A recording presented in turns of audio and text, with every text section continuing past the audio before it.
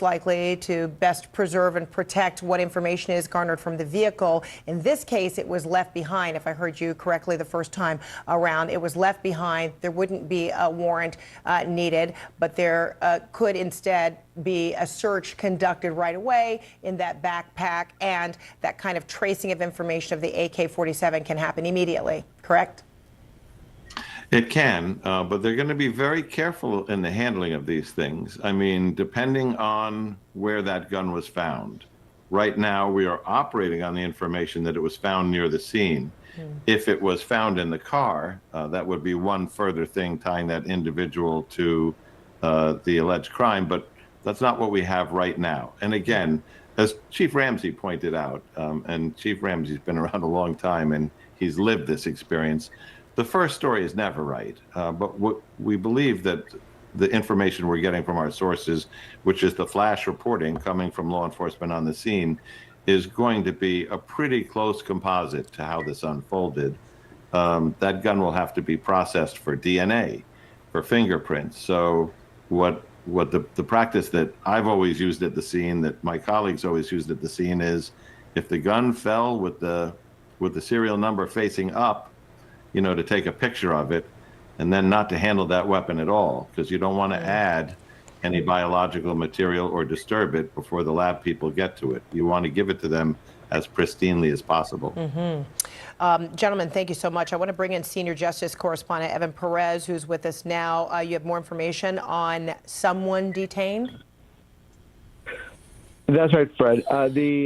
The authorities there in Secret Service on the scene were able to detain a person. Now, you know, obviously, as John just making reference, you know, a lot of this is very early information from law enforcement. A lot of times it's you know, it's just the heat of the moment, and they're trying to report what they have at the scene. But at this point, what they're saying is that they've detained a person. Now, they believe this is a person who was connected to this scene, and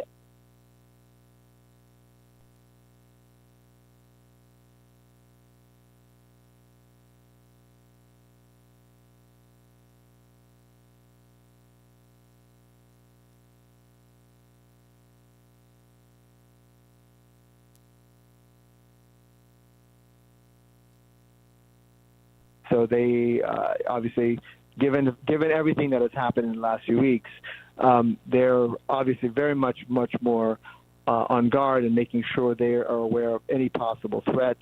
And so that's what they decided to do here. We don't know if that person was struck by anything, but now begins the harder work of trying to figure out everything about this person. What, if any, connection they had to you know, any political views that could have influenced what happened, you know, all of those things, the motivations, and how long they've been planning this, all of that stuff is, of course, now a big part of this investigation. And keep in mind, you know, down in Florida, where the former president lives and where he spends a lot of his time, other than in New Jersey, is his club there, you know, he has a great deal of protection. And so that's one of the things that seems to have come into play here, is the extra layers of protection, especially when he's on his home golf course.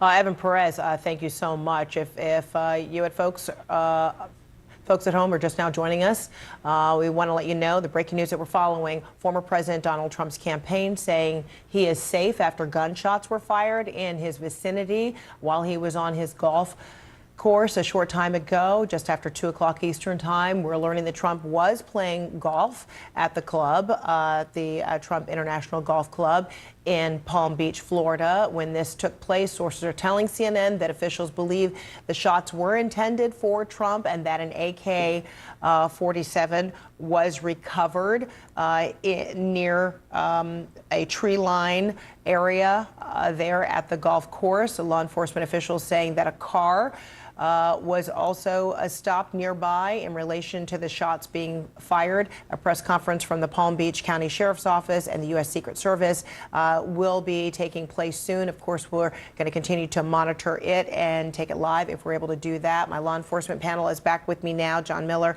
Charles Ramsey, Steve Moore, Jonathan Wackrow. And, you know, John, you made a great point about just tracing, the serial number off that AK-47 in any way they're able to do that without compromising any evidence that is on there. How long might it take if they were able to retrieve that kind of serial number information without compromising any forensic evidence on that weapon before they're able to get a confirmed identity of the person who may have purchased it and any kind of activity that may have happened with that weapon? So the gun tracing system that the ATF uses is computerized. They can trace that gun from the manufacturer to the store it was sold to. But that's where things can slow down because they then have to go to that merchant. They have to get that merchant to open their books and say, here's this serial number. When did you see it? When did you sell it and to whom? And that doesn't tell us if that person sold it to somebody who sold it to somebody.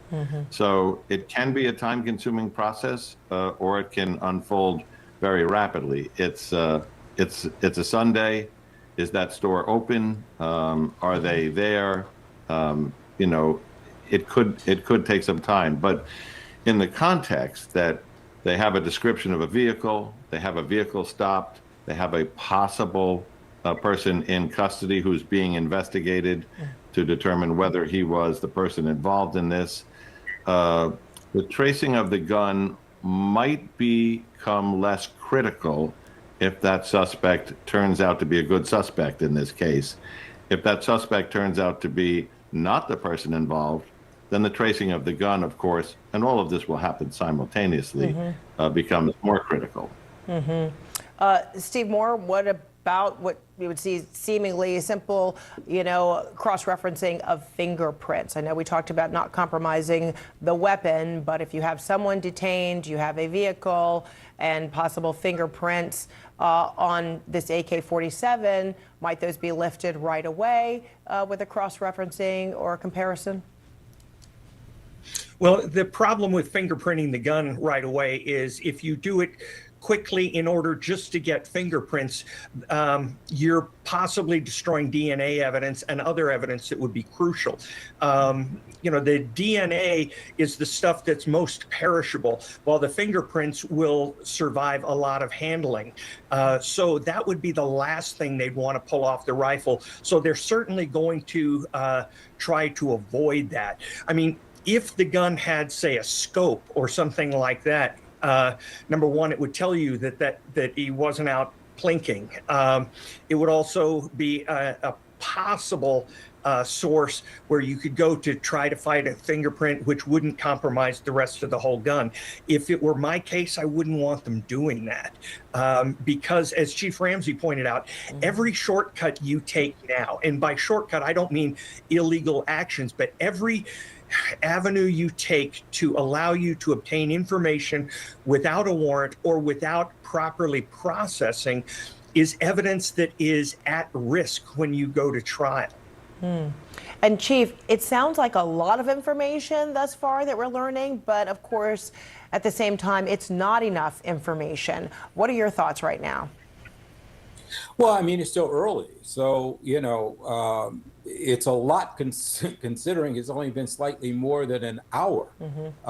So this is a lot of information and more will come out over time. But again, there's still a lot of unanswered questions. I mean, was the suspect actually able to fire a shot, or did the Secret Service see him prior to him being able to do that, maybe getting in position? And then the shots that you heard were actually the Secret Service taking action against the prospective shooter. We don't know the answer to that. That's the kind of stuff we'll find out at this press conference. So there's a lot going on right now, a lot of information.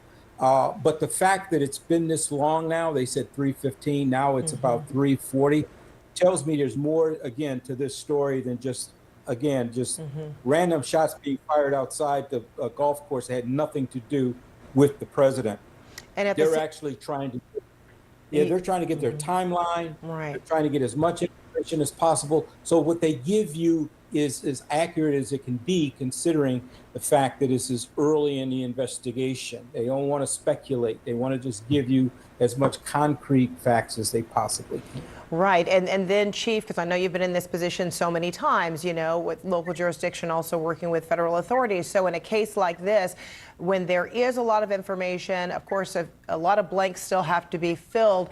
There is a conscientious decision-making process with this coordinated effort about what kind of information should be made public. So I wonder if you could take us through that right now, how U.S. Secret Service, how, you know, Palm Beach Sheriff will try to make a determination about what is the information that the public needs to know, what is information that they need to keep close to the vest so as not to compromise the investigation, which is ongoing. Well, that's going to become more of a challenge if, like John said, this individual that they have right now that they're detaining turns out not to be the person, just someone who happened to be driving the same kind of car, for an example, and you still have someone who's out there that they're looking for. But when they get together and they go through the investigation, they make a quick determination as to what can be released, what should be held back, either because it hadn't been verified yet, or, you know, that there's other people that they may be involved in this and they don't know yet. And so there's going to be some information withheld. But there'll be a lot of information I think they'll be able to provide us that at least lets us know that this wasn't just some random incident. This was actually a threat to the former president or not. John Miller, what's likely happening at the Trump International Golf Club right now? It was under lockdown for a period of time. I've not learned any information as to whether that's been lifted, even though they have this kind of information, you know, to lead them in the direction of the vehicle and a person detained. But what likely is happening there with the investigative phase in terms of interviewing and looking at cameras, videos, etc.? So immediately, the golf course itself is a crime scene, and that means where the shooter was shooting from, whether that was on the golf course or whether that was from outside the golf course at a perimeter, that's a crime scene. Where the Secret Service returned fire, where their shell casings fell in the grass, that's a crime scene. Where those bullets may have struck and be embedded in a tree, or somewhere else, that's a crime scene. So the golf course has to be sealed now, and that's going to be likely FBI evidence recovery team, the ERT, and Secret Service and local law enforcement, because there's going to be a lot of ground to cover in basically a grid search. That's going to remain a crime scene for some time, and I'm talking about through tonight, possibly into tomorrow, while they literally cover all that ground. As Chuck pointed out, and Steve, they're going to want to look at every camera. They're going to want to look at who's been there. They're going to want to look at cameras going backwards to see, do we see that person doing some reconnaissance in the days leading up to the shooting, as we saw with the suspect in the Pennsylvania case. They're going to want to look at the license plate readers and see what cars passed by there, and whether or not any of them are connected to the individual they have stopped. So there's a giant set of wheels that are turning now. And as Steve pointed out, it's better if they turn slowly, as long as they have that crime scene locked down. They'll be looking to interview those witnesses and re-interview them. This is going to be a big deal in terms of investigative resources. And Jonathan Wackrow, formerly of the U.S. Secret Service, are you still with us? I know we don't see you, but can we hear you still? All right, it looks like, okay. All right, very good. So, Jonathan, I wonder if you could help underscore the importance of this coordination between the U.S. Secret Service and Palm Beach Sheriffs in what is expected to be a briefing that we hope to be able to carry live. It was scheduled for 3:15, but now we understand it will just happen momentarily, and there we're now looking at a live shot, if we can show that again, of them preparing the microphones and that arena for that upcoming briefing. And I wonder, I know it's early. You know, this allegedly happened just after 2 o'clock based on the reporting that we're receiving. But I wonder if you're able to help us discover whether the Secret Service will feel like it is compelled to have the best timeline possible. Because remember, shortly after the Butler, Pennsylvania attempted assassination, the U.S. Secret Service got a lot of heat for not having a timeline.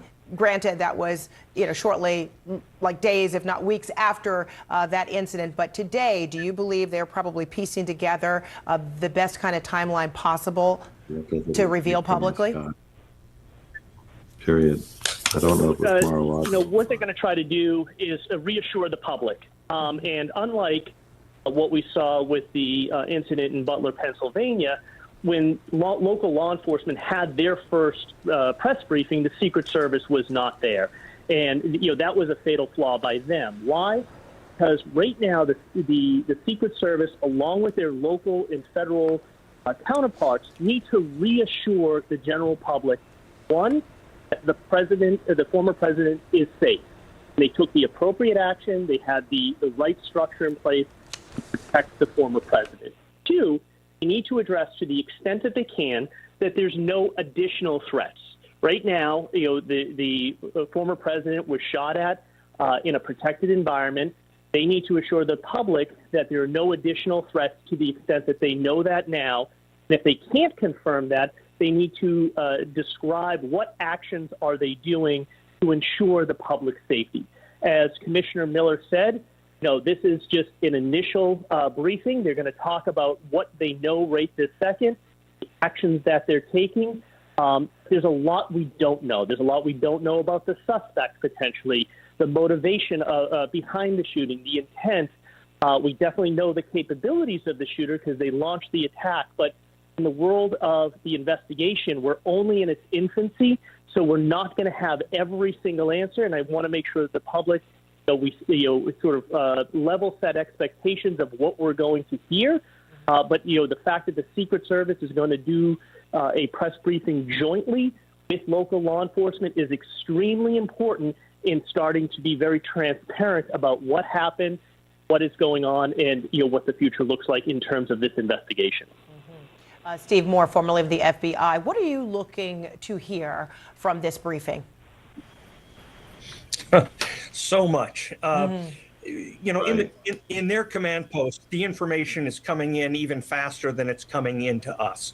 So what I would want to know is, were shots fired downrange, or as I think it was Chief Ramsey said, was there no shots fired by the shooter and just shots fired by the Secret Service? That would be fascinating to me. I would also like to know whether the rifle had a scope on it, which would indicate that he was out there shooting long distance.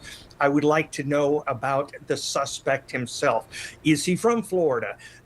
What are his allegiances, his alliances, his social media gist? And I'd like to find out whether he's involved in any organizations. There's so much there that we haven't even scratched the surface yet of all the information. But those are the things I want to know right now. How many rounds were fired downrange? And they can estimate that by how many casings, and whether or not this person engaged the Secret Service agent afterwards. Which would mean that if he had left the AK, maybe he had a pistol with him to defend himself, which is another indicator. If you remember Lee Harvey Oswald, after he left with after shooting a rifle, he killed a policeman just down the way with a pistol. So, I mean, this would indicate the seriousness of the attempt. So I guess what I'm looking for is this a crackpot amateur, or are we looking at a long-term plan? All right. Thank you so much for that. Sandlin Serfaty is at the White House. And Sandlin, I understand you have a statement now coming from Vice President Kamala Harris. Fred, this is just a new statement in from the vice president expressing that she is glad that former President Donald Trump is safe. This was sent out just moments ago from the vice president's account on X, formerly Twitter, and she says in full, quote, "I have been briefed on reports of a gunshot fired near former President Trump and his property in Florida, and I am glad that he is safe." She ends with, "Violence has no place in America." Now, this comes as we are also learning that President Biden has been briefed just in the last hour here at the White House. Both Vice President Kamala Harris and current President Biden are here in Washington, D.C. They are not on the campaign trail. They have no events on their public schedule. We received a statement from a White House official early on in this incident, just in the last hour, expressing similar, that they both had been briefed and they both are relieved that he is safe. Notably, that statement did not express what Vice President Harris did in hers. She added at the end, "Violence has no place in America." So certainly signifies, as we learn more about this incident, potentially what happened, potentially what the motive is, notable that the vice president here reiterating that violence should not be in politics in America at this time. Fred? All right, Sunlen Zafrati at the White House, thank you so much for that. Back with me now, my law enforcement panel, John Miller, Charles Ramsey, Steve Moore, Jonathan Wackrow. And I wonder, Chief Ramsey, what are your expectations in this briefing that could happen momentarily involving Palm Beach sheriffs and U.S. Secret Service? Well, I mean, the first briefing, normally you don't necessarily get all of your questions answered. They may not have all the answers to all the questions, but I think you'll get a lot of information. If this is actually a suspect in this case, you'll get a pretty good sense. Now, whether or not they release a name, that's another matter, because they still got locations they've got to secure, a home, maybe if he's got a business, they want to interview relatives, because the minute that name's out there, media and everybody else is going to be all over it. And so you want to do as much as you can before that takes place. So there's a lot of stuff that still has to happen. But my sense is that you'll get quite a bit of information to know whether or not was this an attack directed at the former president or not. And I believe that they'll be able to at least answer that. And I think Steve raised a good point with this exchange of gunfire. If the AK was actually left at the scene, he had a secondary gun. Did they recover any other weapon out of that car? I mean, there's all kinds of questions that they may or may not be able to answer, but I suspect they'll answer quite a few. Jonathan Wackrow, formerly of the U.S. Secret Service. We can hear you, can't see you. I'm wondering what your expectations will be from this joint briefing. Well, my expectations are very similar to what the rest of the panel is discussing, which is we want to know what the facts are right now. Right, this is a very dynamic and rapidly evolving situation. I mean, I think we're less than 2 hours from when the reported initial shots were fired. We do understand that they have a suspect in custody, but again, as that interview process and investigation starts, it may not be the person, or it may be one of many other people. Again, we need to hear from the Secret Service, local law enforcement. Again, what do we know now, and what does the future look like in terms of this investigation? We do know that some items of evidentiary value, to include the weapon, was recovered. We want to be able to understand how that investigative process is going to utilize those items, again, to either confirm the identity of the shooter or start pointing to others that may be involved. Again, the Secret Service, local law enforcement, and the FBI, who will now be taking over the lead role in the investigation of, again, another attempted assassination, potentially, of the former president. What are all of those entities doing? What is their role and responsibility? Again, if you think about, what the reporting has been to date, we also understand that Secret Service agents returned fire, and potentially pursued the suspect. Again, so now we have another complexity, which is an agent-involved shooting. That's another investigation by the local prosecutors in the U.S. Attorney's Office that will also open up. So again, very complicated landscape, not too different than the early hours around the attempted assassination in Butler, Pennsylvania, just a short time ago. So the expectations coming out of this is that there is a plan to investigate this shooting, reinsure the public that they are safe, and be transparent about what does the future hold in terms of the investigation. All right, I want to thank everybody. John Miller, Charles Ramsey, Steve Moore, Jonathan Wackrow. Appreciate all of you. We're going to continue to follow this breaking news. Former President Trump's campaign saying he is safe after gunshots were fired in the vicinity a short time ago at his West Palm Beach golf club. Officials believe an armed individual intended to target Trump. A person was detained following the incident. Thank you so much for joining me today. I'm Frederica Whitfield. Our breaking news coverage continues after this.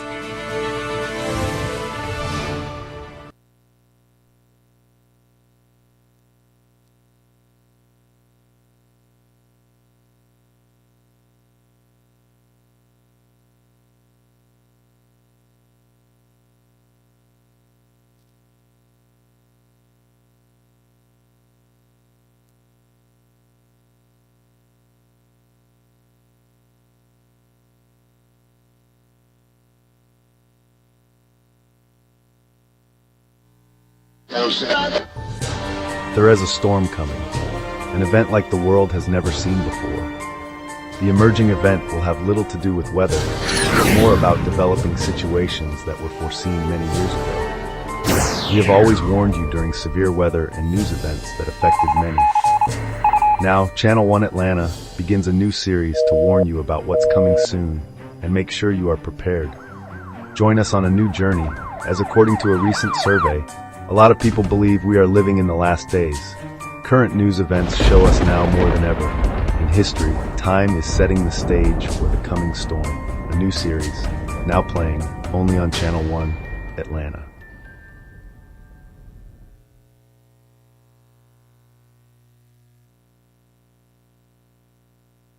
Again, a confirmed tornado on the ground in downtown Conyers. This is a very dangerous and life-threatening weather event. Get into the interior section of your house, away from windows or a basement if you have. And there's the debris right there in the Millstead area near the Rockdale Medical Center. Right.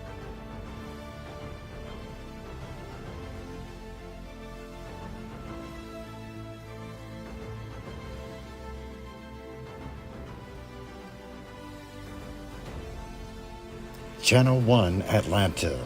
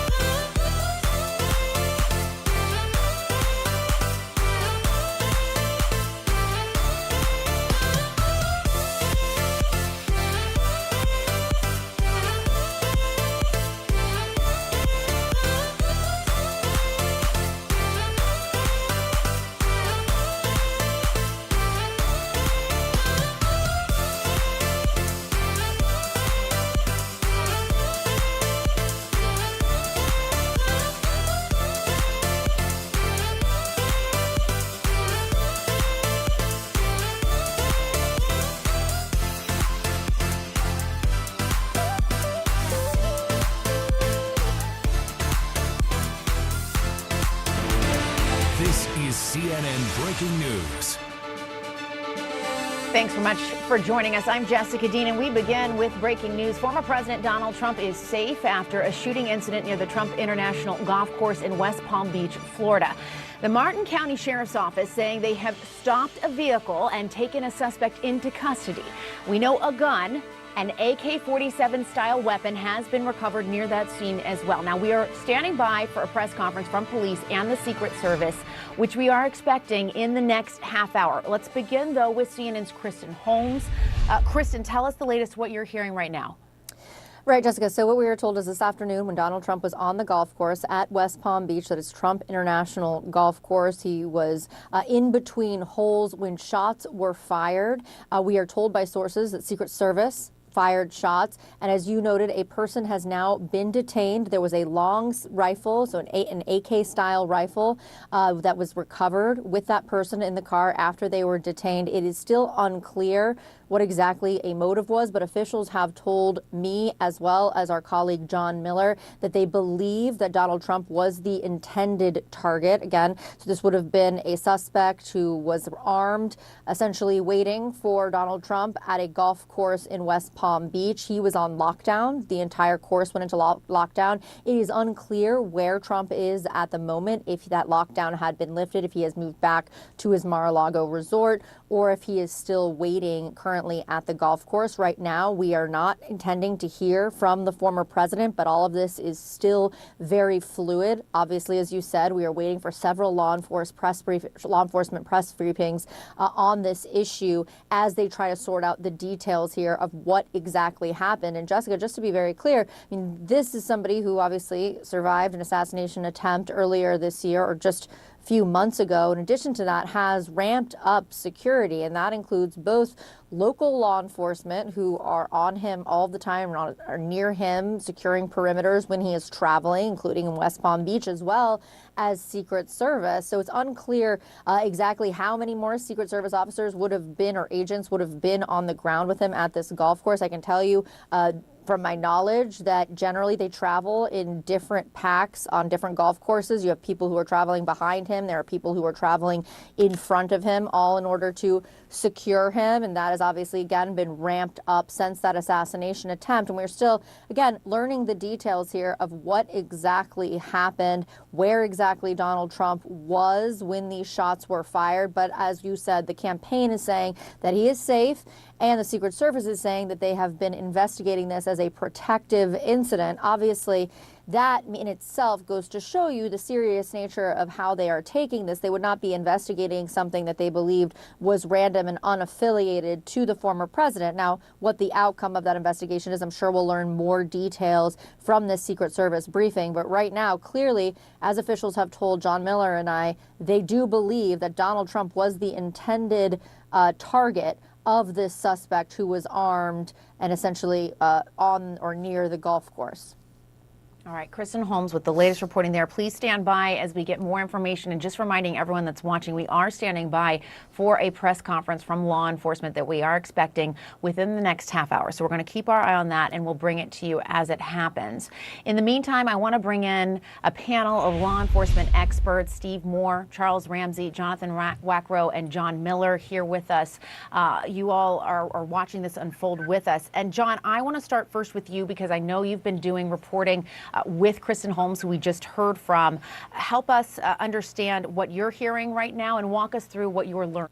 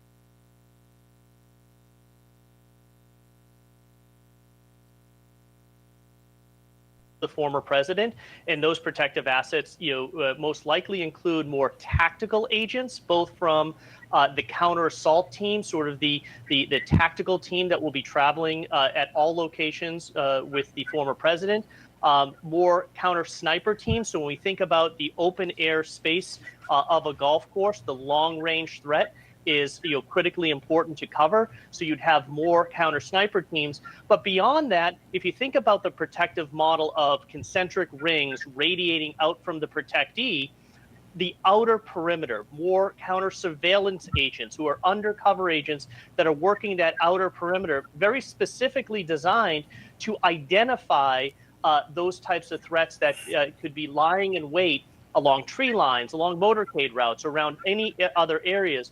So again, to Commissioner Miller's point, we don't know if the engagement by Secret Service was from one of the tactical teams, or was it from one of these counter surveillance team members whose job it is actually is to go out and interrupt the chain of attack. So again, we want to see if that crystallizes, to take a term from John Miller, during this upcoming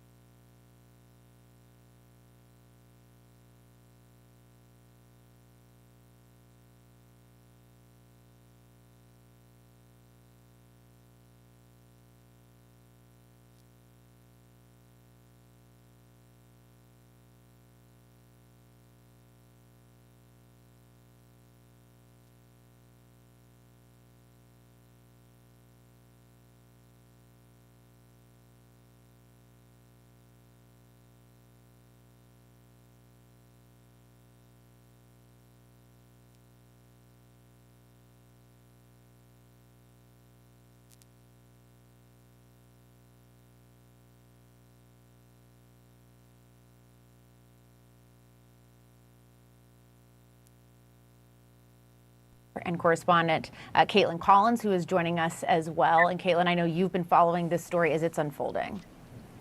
Yeah, I mean, Jessica, it's remarkable to see that we are back in this place in just a few weeks, really months after the first attempted assassination of Donald Trump, as we're now trying to learn more about what happened in this situation and very much still waiting on that briefing from officials to help clear a lot of this up. We know we've gotten great reporting from Evan Perez and John Miller that has been helpful at piecing together what was happening, that Trump was on his golf course when this shooting took place. We're still trying to figure out more about the details here. The one thing that is clear and that's important for everyone to know is that the Trump campaign, when they first confirmed that this had happened near and in the former president's vicinity, that they said that he is okay and that he is safe. Obviously, that is the utmost concern that people have hearing this news, given what just happened not long ago in Butler, Pennsylvania.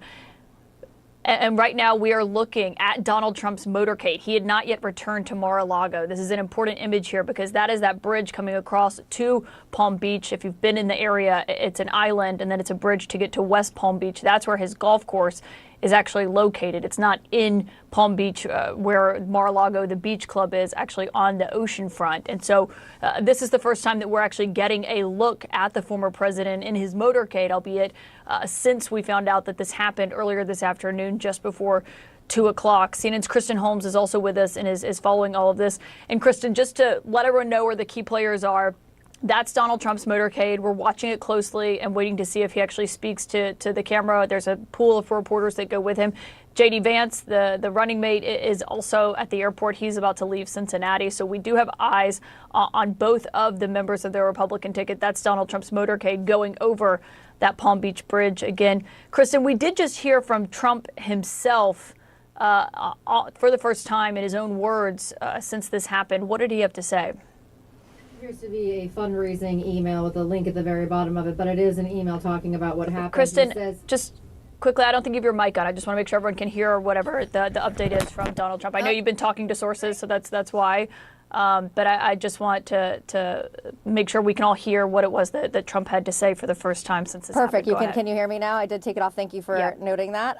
Okay, so this is actually a fundraising email that was sent. It has a link at the bottom, but it is Trump responding to what happened, saying, I am safe and well. It says, alert from Trump, there were gunshots in my vicinity, but before rumors start spiraling out of control, I wanted you to hear it from me first. I am safe and well. Nothing will slow me down. I will never surrender. I will always love you for supporting me. Unity, peace, make America great again.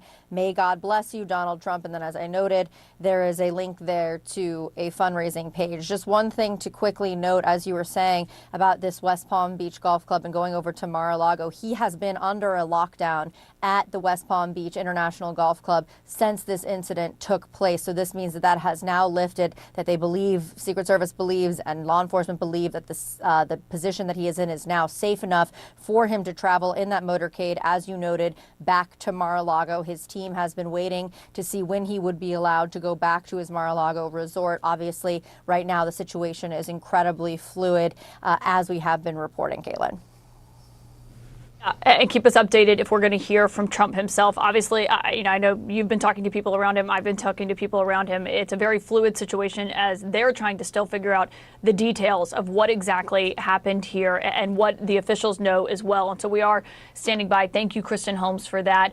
I also want to bring in my colleague, Wolf Blitzer. Wolf, obviously, it wasn't just that long ago that we were in this situation after what happened in Butler, Pennsylvania, a different dynamic there, but we're still waiting to hear more from officials about this, Wolf. And I will say we are expecting to hear from the Palm Beach County Sheriff's Office an update on this, of what happened and what the officials know, based on the reporting that we have from John Miller and from Evan Perez about Donald Trump being on his golf course when someone who was intending to fire at him did so. And we do believe that a person has been apprehended or detained, I should note, by police, as we are still waiting to learn more, Wolf, about this unfolding situation and certainly hear from officials themselves concrete information about what's been happening here.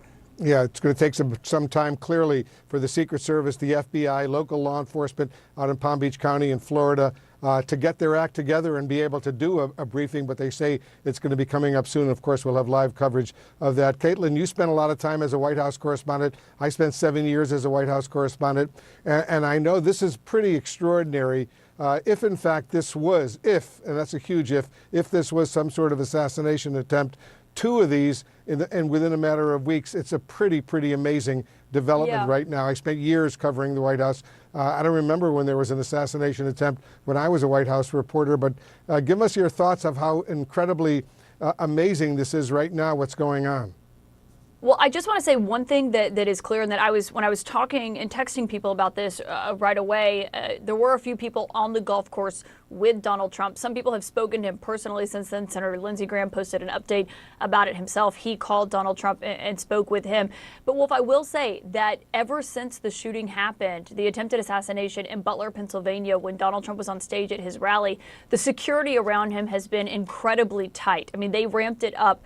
As you know, Wolf, from covering the White House, they already have a very intense level of protection and agents that are always with the President of the United States at all times. And certainly that has always been the case with Donald Trump, but it has been only increased more so. You can see that reflected in his rallies when he's on stage now and they have the protective glass in front of him, or at the Republican convention when he spoke on stage. You saw 2 agents on each side of the stage, which isn't normally the case. They're not normally up there with him, but they have only really increased this. And of course, Wolf, I should note, this is all coming just days after the Washington Post reported late Friday night about the failures on the Secret Service's behalf they were determined by their own investigation that they were conducting into what went wrong in Butler, Pennsylvania. And now we're in this situation, obviously, and still waiting to get more information. And Wolf, just to piece it together, because Donald Trump spent a lot of time in Palm Beach when I was covering him as a White House reporter.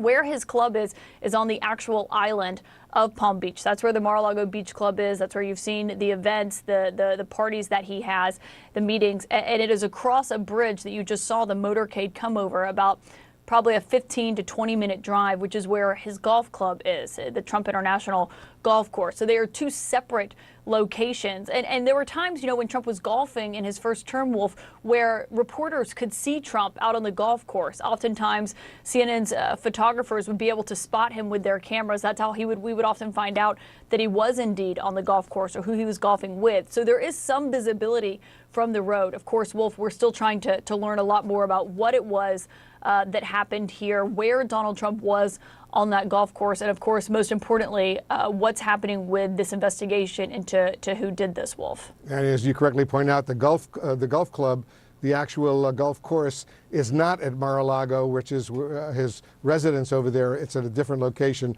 in Palm Beach, as we're watching it all of unfold. Do we know, Caitlin, if there's always a White House network pool of correspondents who are watching? Hold on one second. The sheriff of Palm Beach County is speaking right now. I want to listen in. Put out a very urgent bolo asking all law enforcement to look for a specific vehicle with a tag number and an occupant description.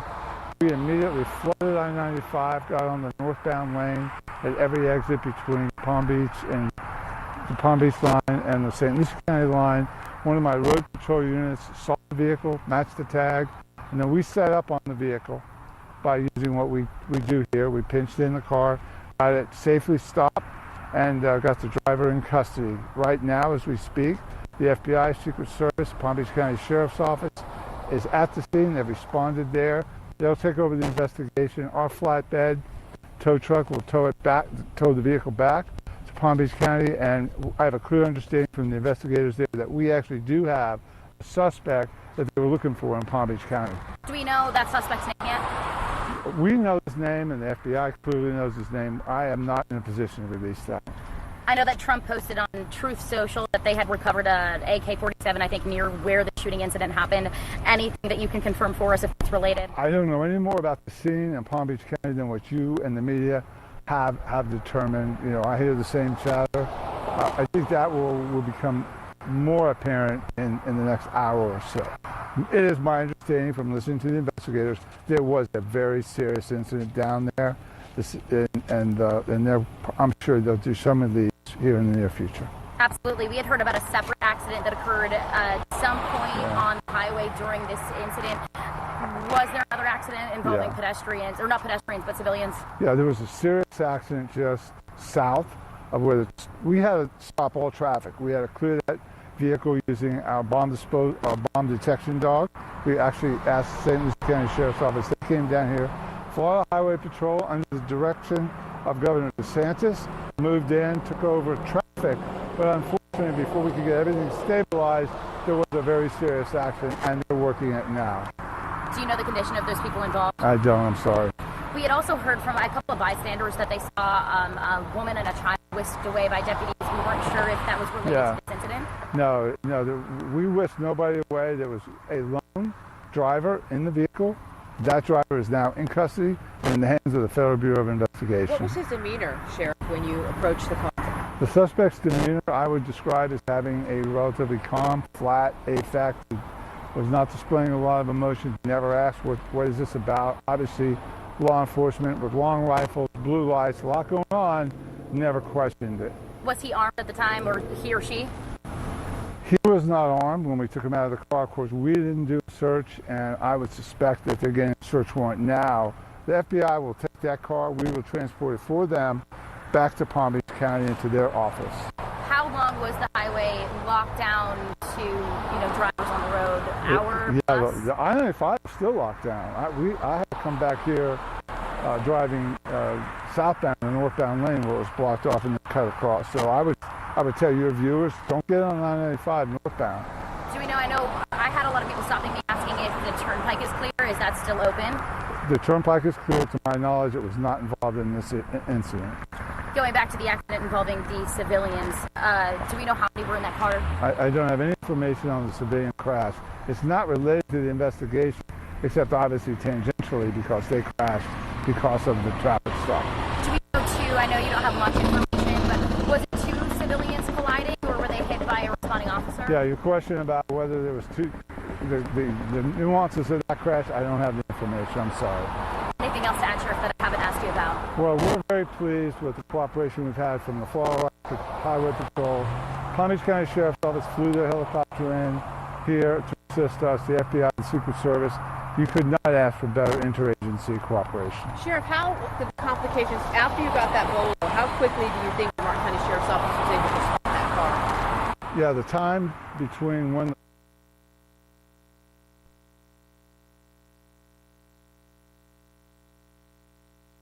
that may have been involved in this, what he described as this very serious incident right now. And I was going to ask you, Caitlin, as a former White House correspondent, you know, there is always a pool of White House correspondents who travel with the president, cover the president, and they file a report for all of the news media on what they're seeing and what they're hearing. Have we received a White House pool report yet?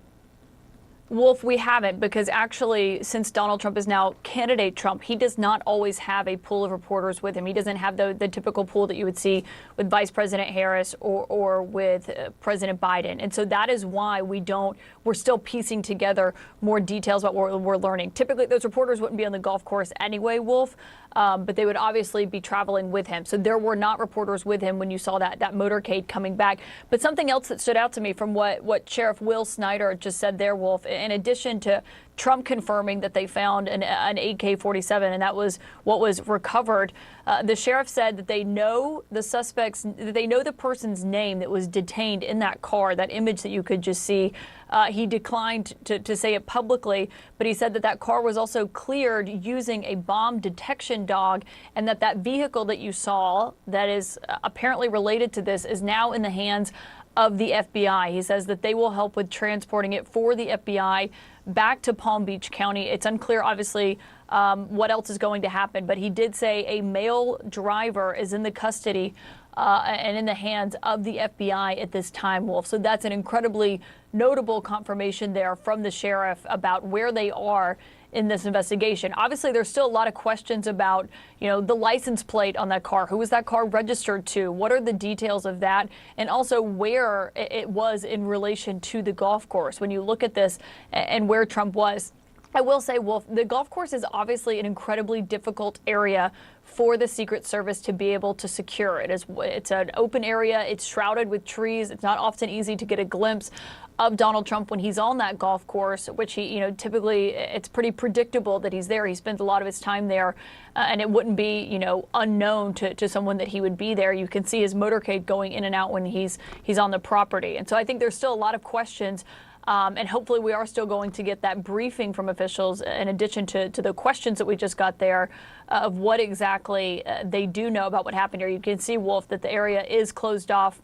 In that area, he was telling people not to get on I-95 as we're waiting to get a more fulsome update, hopefully, Wolf, from officials. Yeah, we expect that briefing, and you can see live pictures coming in right now, to come from the Secret Service, the FBI, and local law enforcement. Jonathan Wackrow, you know a lot about the Secret Service. Give us your sense. How much more information do you think we will get during this upcoming briefing? Well, listen, I hope that we'll receive a lot more. But, Wolf, when you think about the elements of this attack, right, unlike Butler, where the shooter really was in plain sight for an awful long time, the shooter in this incident, had cover and concealment, or at least some level of cover and concealment along along the wood line. Because of that, you can really start to believe that the attacker actually had some level of a line of sight to where the former president was. Now, were they in the actual range to launch an attack, or were they discovered by some of these counter surveillance or other agents that really constitute the enhanced security measures around the former president? But the key factor here is the accessibility that this attacker had to this secure site. Really, the ease of ingress and egress, and really the thought that there was some level of an escape route. All of this, to me, starts to signal a more elevated attack than something that was just spontaneous, right? You start thinking about the weapon that was utilized, the backpack, the GoPro, the ease of ingress and egress with a specific escape route. So all of these elements, starting to get pieced together, start painting a really bad picture around this attacker and the intent that they had, to attack the former president. Yeah, it's a very, very serious development indeed. And Caitlin, I know we're getting more and more information all the time, but update our viewers. What else are you hearing? Yeah, Wolf, as we're standing by for that official press conference that we'll bring to you live when officials are ready, we are hearing from Trump himself in a fundraising email. He posted an update, but also he has been on the phone as well. He has spoken to Senator Lindsey Graham of South Carolina, obviously a close ally of his. Sunlen Serfati is at the White House tracking that down, where I should note, of course, Vice President Harris has been briefed on this issue. She posted an update on this incident, what happened there. Sunlen, what are we hearing from Senator Graham about his conversation with Donald Trump? Yeah, Caitlin, Senator Lindsey Graham, one of his top allies and friends on Capitol Hill, and Senator Graham said he just spoke with President Trump just moments ago. He says that Trump is in good spirits following today's incident. He adds that Trump is more resolved than ever to save our country. And Graham also noted that he believes he is one of the strongest people he's ever known. So notable that Trump now is working the phones, reaching out to some of his allies and friends, as no doubt they likely will be checking in on him after this incident. Earlier today, we did learn that Vice President Harris and President Biden were both briefed on this incident. Both of them are in D.C. this weekend. They have no public events on their schedule, and they expressed relief that he is safe, relief that he is, saying glad that he is safe after this incident.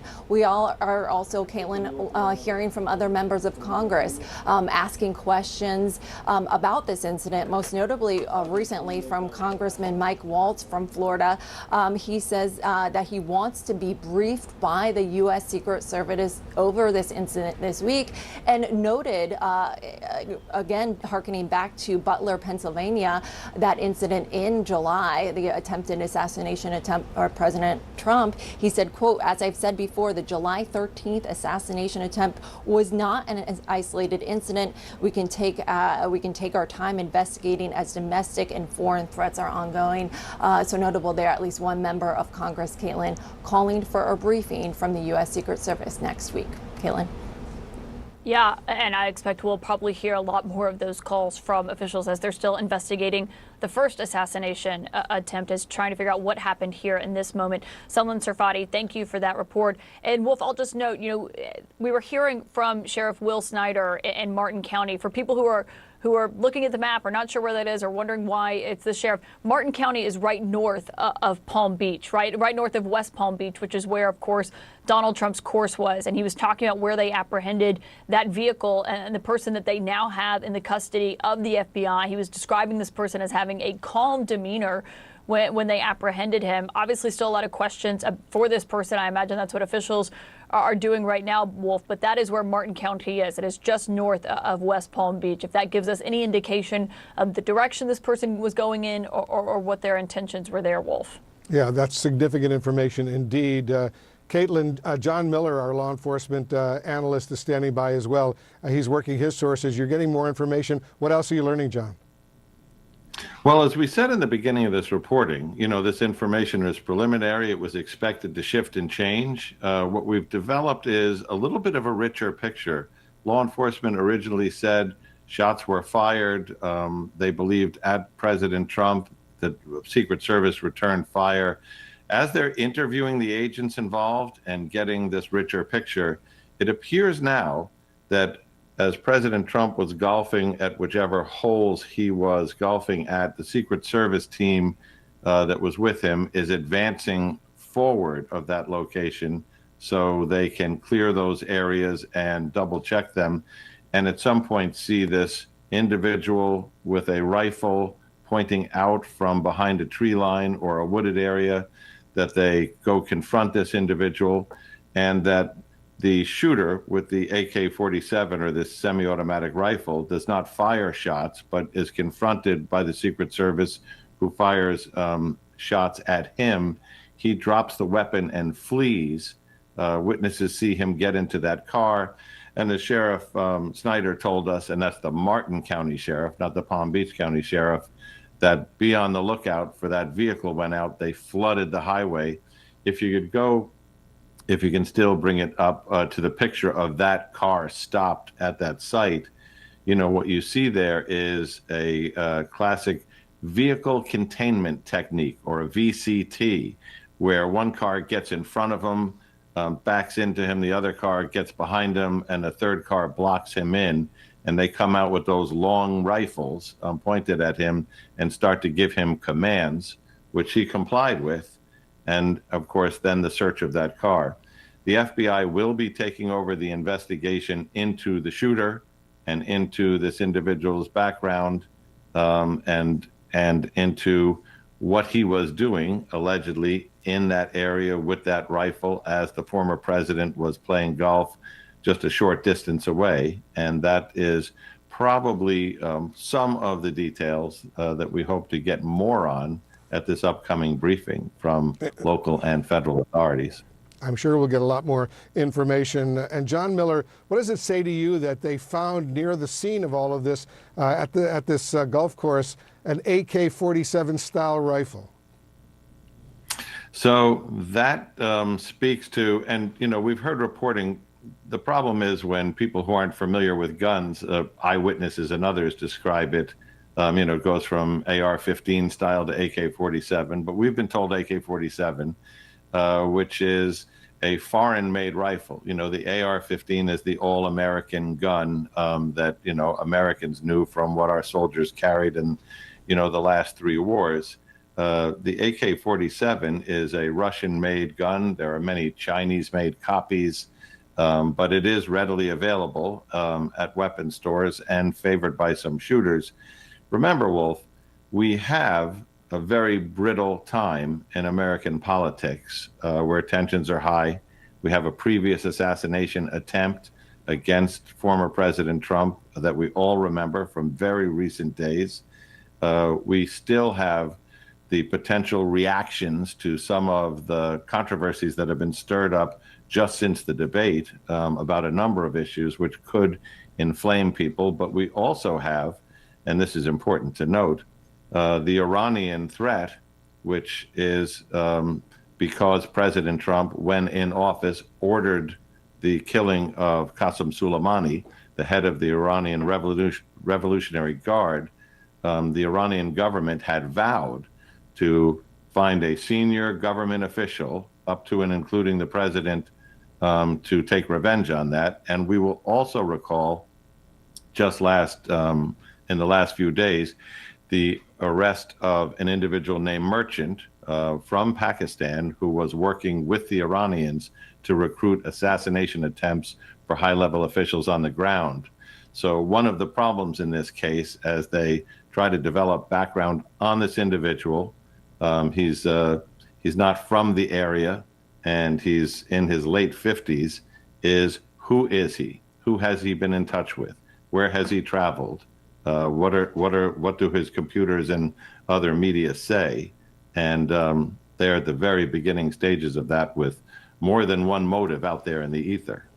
And it's interesting, in the last several days, several law enforcement sources, including sources within the Secret Service and the FBI, have told me that as a result of the assassination attempt a few weeks ago in Pennsylvania involving the former president, security has been beefed up, not just for Trump, but for the president, for President Biden, Vice President Harris, and other top officials as well. This is just out of it as presumption of caution right now. They're very worried about the attitude right now of what's going on. I'm sure you've heard the same thing. I have, and this has obviously stretched the Secret Service, but there's a level of intensity around the president, the vice president, who is now a presidential candidate, the former president, who is a presidential candidate, and others. And I think if you look at what happened today, the fact that Secret Service agents were moving forward and managed to interdict this, whatever it was, and again, we're still trying to determine did this individual get off a shot, or were the shots just at him from the Secret Service who confront a man near the former president in the woods with a semi-automatic rifle? So we have a lot to learn here. And presumably we'll start getting some answers very, very soon once the Secret Service briefing begins. And we're told not just Secret Service representatives, but FBI representatives and local police will be at the microphones there briefing us on what's going on. We're standing by for live coverage of that as well. Caitlin, I know you're getting more information as well. Yeah, Wolf, we're waiting to hear from officials on more on what they know as this investigation is ongoing and what they've learned now that Donald Trump was on the golf course when this has happened. He is now back at his Mar-a-Lago club. I should note we saw his motorcade returning earlier after the club. The golf club where he was, the course, had been on lockdown for quite some time. That's why he had not yet gone back to the Mar-a-Lago club, which is, of course, across that bridge inside Palm Beach, about a 15-minute drive away. CNN's Kristen Holmes has been talking to her sources. And Kristen, I understand you're learning more about just kind of the timeline of what happened on the golf course. Walk us through what you and our team is learning. Yeah, Caitlin, so here's what we were told. We were told that Donald Trump was on the golf course, as we had noted, between holes 5 and 6. He was moving between holes 5 and 6. Now, he has a Secret Service team who is with him, as we have reported. They travel both ahead of him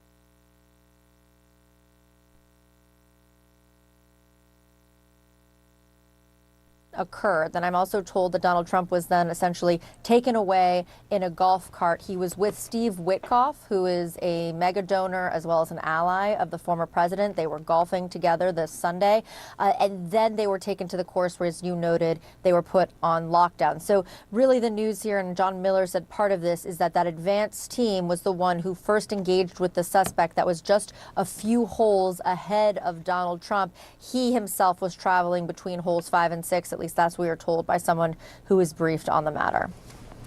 Okay, so this is really important because essentially what we are hearing is that Secret Service fired first at this individual as a protective measure, that they essentially, because they walk a few holes ahead of where Donald Trump is on the 18-hole course. Is that right? Yes. And so they would have engaged with him. They shot at him. We still don't understand if there was an exchange of fire, but we do know that Secret Service did release rounds towards this suspect who was ahead of Donald Trump. Now, this is a very big golf course. That does not take away the significance of this event, but it will show you that they were ahead of him in significant ways when this incident occurred, but still very much in the vicinity of Donald Trump. And obviously, as we have been reporting over and over again, officials do believe the intended target was the former president. Well, and Kristen, I think part of this is the service and the protection around Donald Trump has certainly been always present, of course, since he became a major candidate back in 2015. But ever since the attempted assassination in Butler, Pennsylvania, I mean, you can see it when you're around him. That, you know, they check everyone's bags, they wand everyone down, that even comes in his vicinity and is around him. But when it comes to securing something like the golf course, as you just noted, it's a pretty large area spread out across several acres in West Palm Beach. I mean, do we have any indication of what this looks like? You know, there are agents with him, but as far as securing the perimeter and making sure, you know, any changes there since what happened in Butler? Well, what we do know is that overall there have been road closures in West Palm and Palm Beach because of what happened in Butler. That is particularly, though, around his Mar-a-Lago resort. We are unclear if there was any kind of precaution taken around this golf club, which he frequently attends. He frequently holds meetings at. He plays golf at. He even has campaign meetings with his staff there, as well as various lawmakers who come down to Palm Beach to meet with him, as well as donors. So what they did in terms of local PD, Secret Service, to block off this area is very unclear. And as you can see here, it's a heavily wooded area. So you can see in the picture there, they'd have to do a lot to block off that area. There's quite a bit of foliage there, which is what we are understanding. Something came, as John Miller said, from a tree line or that area looking down at the golf course. But just overall, he has had ramped up security at almost every event and at his homes in Bedminster as well as Mar-a-Lago, including those road closures. Just for one example, I was at an event recently where I talked to a number of Secret Service agents who had come from headquarters in Washington, who had volunteered to be there as part of this kind of entourage of Secret Service agents as they've really tried to beef up the security.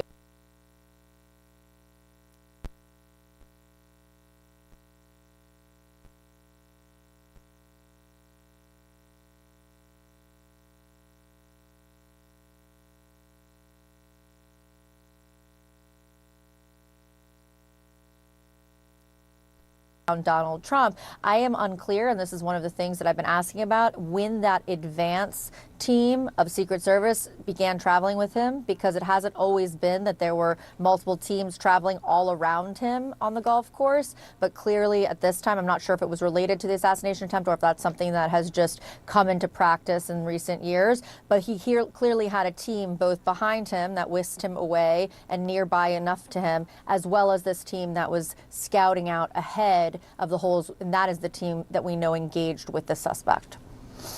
Yeah, and that's the question about the perimeter, because if you're going into Mar-a-Lago or going into the Trump golf course, obviously there's a security perimeter or a security measure at the entrance. You go through magnetometers, they wand people down, they check to make sure they're on the list, but the perimeter is a whole different animal as we're waiting to learn more.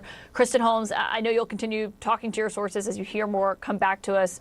And Wolf, obviously, as we've been looking at this, it's just this effort where we're waiting to hear from officials about this. But I've just been talking to several people in Trump's orbit that are stunned that this is a conversation that we're even having again right now after just living what they went through in Butler, Pennsylvania with that attempted assassination that we all witnessed on camera where he was on stage. And now, a lot of people who are getting calls or were speaking with Donald Trump today, Wolf, just say that they're shocked that this is, again, what they're witnessing, as they themselves are waiting to hear more from officials about what they know about the person that the sheriff said earlier that they do have in custody of the FBI. Yeah, and Caitlin, I've been getting texts from friends down in Palm Beach County saying whole areas around Mar-a-Lago have now been cordoned off and roads have been closed out of to protect the former president and others potentially who are there as well. So it's obviously expanding right now, all of the security concerns, which are enormous, given what's just happened over the past couple hours or so. Charles Ramsey is joining us. He's the former D.C. police chief, former police commissioner in Philadelphia as well. We heard a little bit just now from the sheriff from Martin County, just north of Palm Beach County. What goes through your mind, Chief Ramsey, listening to the information that we're getting, at least so far? Well, I mean, I'm like everyone else. It is shocking that, just a couple months ago, Butler, Pennsylvania, and now we're having the same conversation again. And you have to be concerned about that sort of thing. Fortunately, this looks like a situation where the security that he has, the Secret Service, were able to intervene at a point in time where there was no direct threat, immediate threat, I should say, to the president. In other words, we don't know if it was a shot fired, but it doesn't sound like any shot was fired by the suspect. But it is something of great concern. One thing, though, I think is really important to note how fast the information was put out on the vehicle. They had a tag number. They put a bolo out, be on the lookout, and police were able to intercept that car pretty quickly and apprehend the driver. So everyone worked very fast and it was well coordinated. So as far as communications went and so forth. So that's a good part of it. We'll find out more as time goes on after this press conference. But again, it is very concerning. This is the second time if the information we have now proves to be accurate, not only for the former president, but for all the candidates. I mean, the threats are out there and you have to really, really take them seriously. And indeed, an important point you're making, because I've heard exactly the same thing from other law enforcement sources, not just the former president, Donald Trump, but for other candidates right now, including the serving president of the United States and the vice president, Kamala Harris, who is the Democratic presidential nominee. Security is being beefed up dramatically for all of them over these past several days since the assassination attempt in Butler, Pennsylvania as well. So we're watching all of this very, very closely. And what intrigues me, the notion that they found an AK-47 style assault rifle. How accurate would that be from a distance on a golf course, Chief? Well, one of the issues that we have is that we don't know what the distance from that tree line to the actual golf course. I would assume that it's close enough for a person, if he had a scope on that weapon, to be able to fire a round that could have effect. So it obviously is a very dangerous weapon. It's a high-powered weapon. Once we see the weapon to see whether or not this individual had a scope, we don't know anything about this person's background. Does he have military training? John mentioned he's in his late 50s. That's new information, and it's unusual, someone that age to be involved in something like this. But again, a lot of information is emerging. But the fact that the Secret Service was out in front, advancing, and they spotted this individual, that's critically important because, it worked. The enhanced security worked this time. Yeah, and I'm sure there's going to be a lot of investigations, a lot of reviews, commissions of inquiry to make sure that the Secret Service was doing precisely what they're supposed to be doing, protecting the former president of the United States while he's simply out on a Sunday afternoon playing golf right there. So let's stand by for the Secret Service briefing that supposedly will begin momentarily. We're waiting for that. We'll, of course, have live coverage. Chief Ramsey, we'll get back to you. Thank you very, very much. I think we have Randy Kay on the phone for us. Oh, she's live for us right now. Randy, you're there outside Mar-a-Lago. Tell us what you're hearing and what you're seeing right now. Actually, Wolf, we're right outside here at Trump International Golf Course, not too far from Mar-a-Lago. But I can tell you that the law enforcement presence is certainly real here. Just getting here was a challenge. Just speaking to that for a moment, I came from where I was about 25 minutes away, and it took me quite some time to get here, even just getting down Highway 95, which I know the Martin County Sheriff was talking about earlier.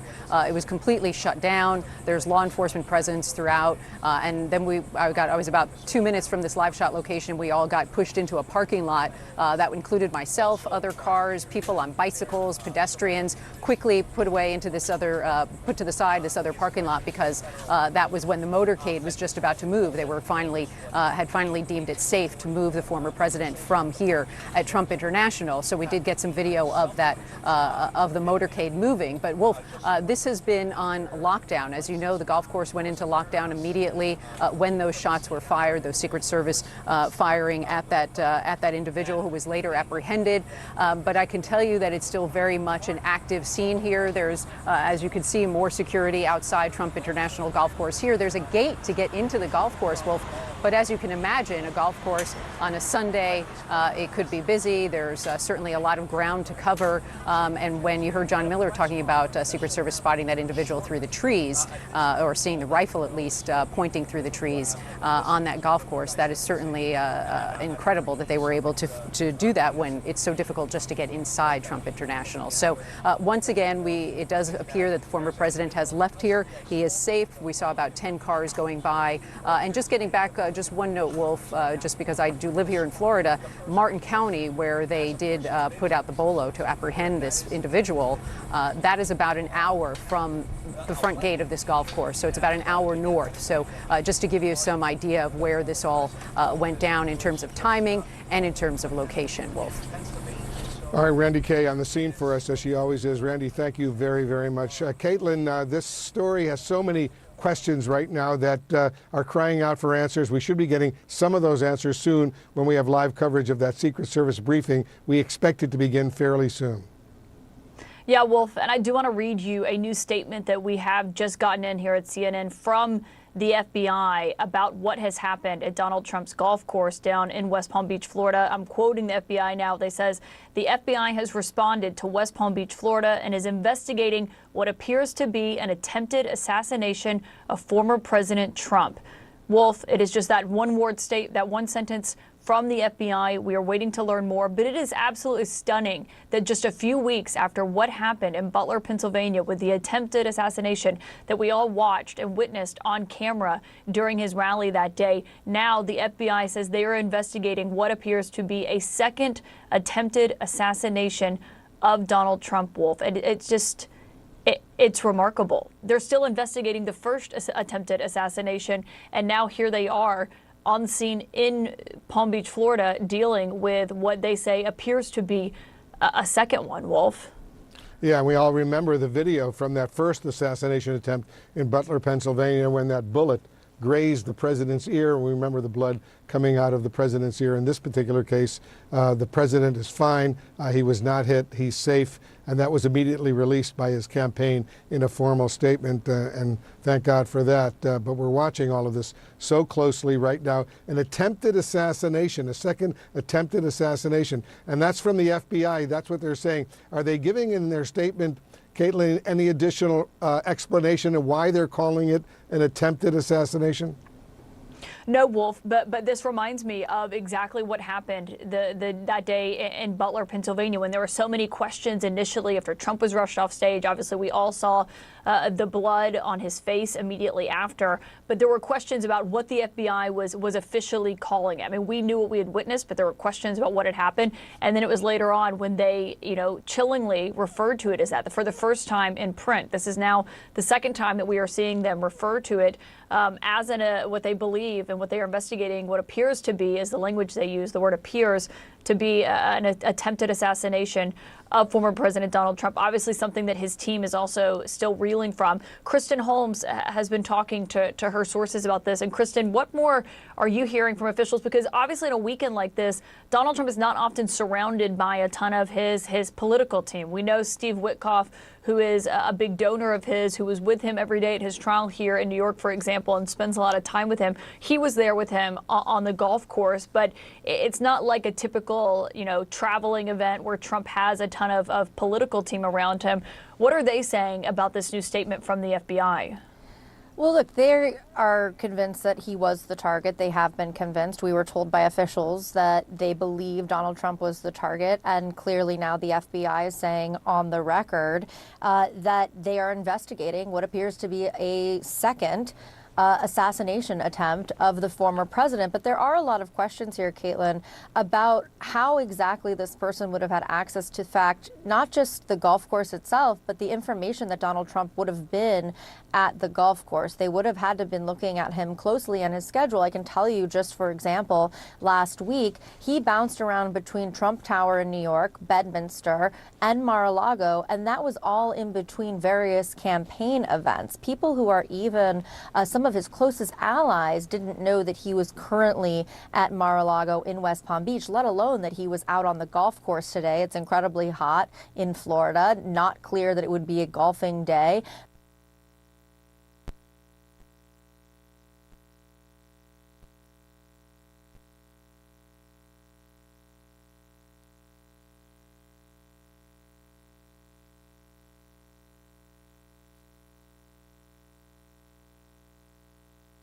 This is something that his campaign is already asking questions about. How did this person potentially have the kind of information of his whereabouts that even some of his closest staff didn't know where he was? Now, I've also talked to a number of people. Just a reminder, they did move campaign headquarters down to West Palm.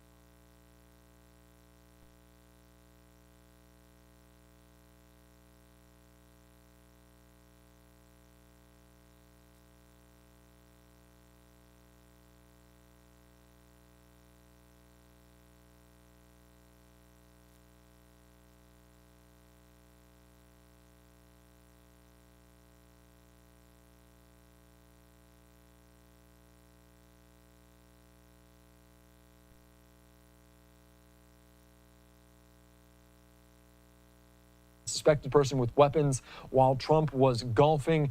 An AK-style firearm was recovered near the course where the shots were fired. The course was partially shut down for Trump as he played. As per likely common protocol, agents were a few holes ahead when they noticed a person with a firearm.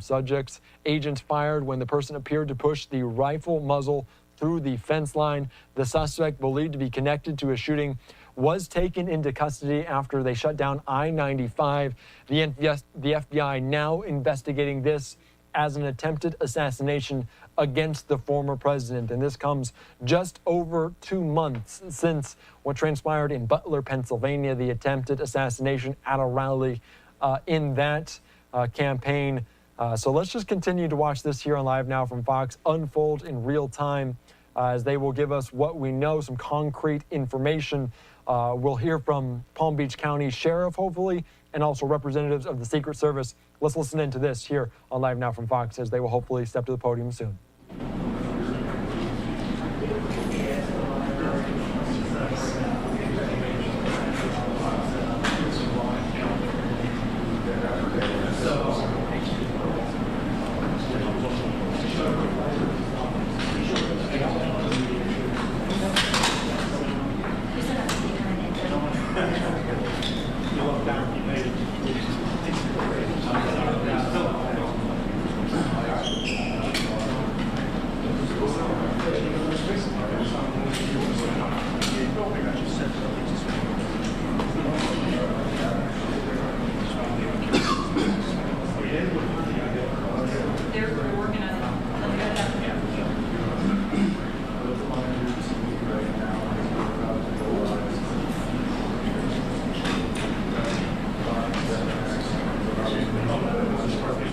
right, looks like this is still going to take some time. So Ken Gray, if you're still with me, we're going to continue just our conversation a little bit, monitoring this. And we might just, as we start, as I ask a new question, that's usually the timing of it as they will step up to the podium. So we'll get to them briefly, but we're going to continue our conversation just about this assassination attempt against Trump as the FBI now investigating it. And you kind of mentioned some of the criteria. Lay it out for us again as we head into this press conference. What an assassination attempt is, the definition, and what the FBI is doing now that we know that that's what they believe it might be.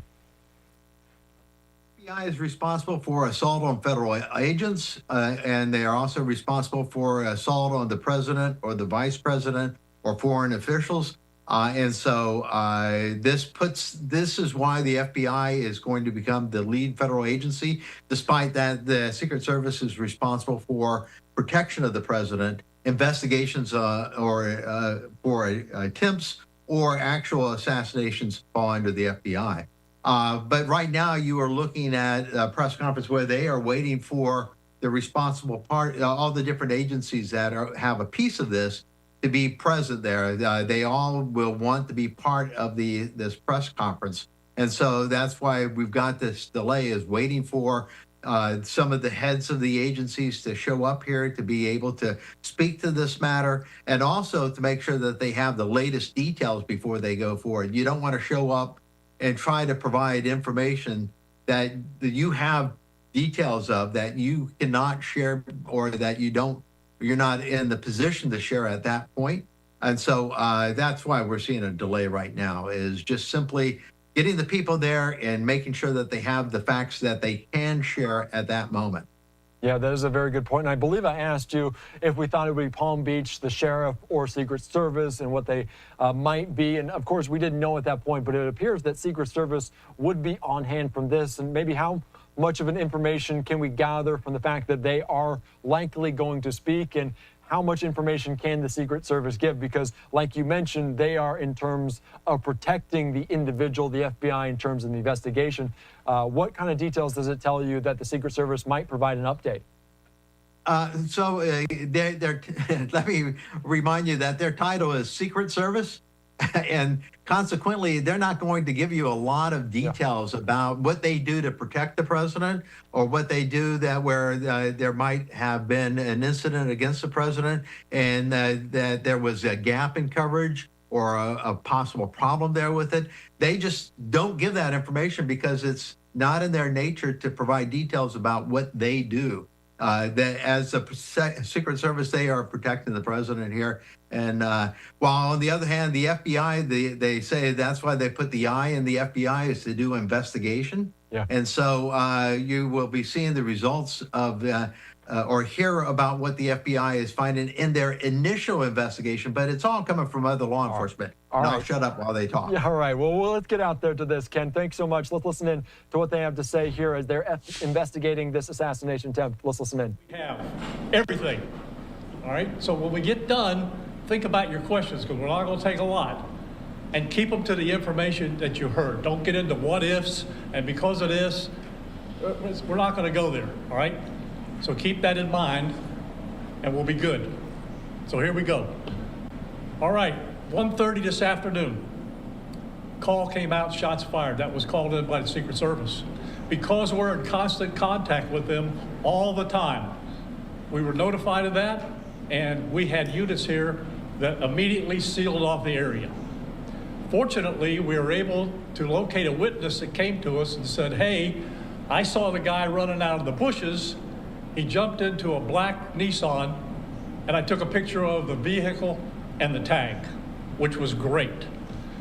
So we had that information. Our real-time crime center put it out to the license plate readers.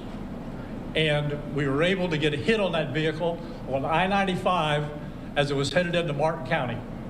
We got a hold of Martin County Sheriff's Office, alerted them, and they spotted the vehicle and pulled it over and detained the guy.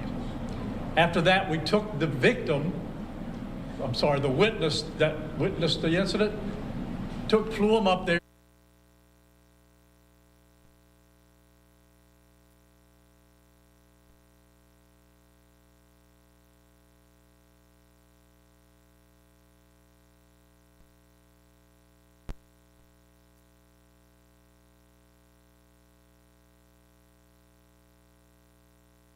there, and he identified as the person that he saw running out of the bushes and jumped into the car.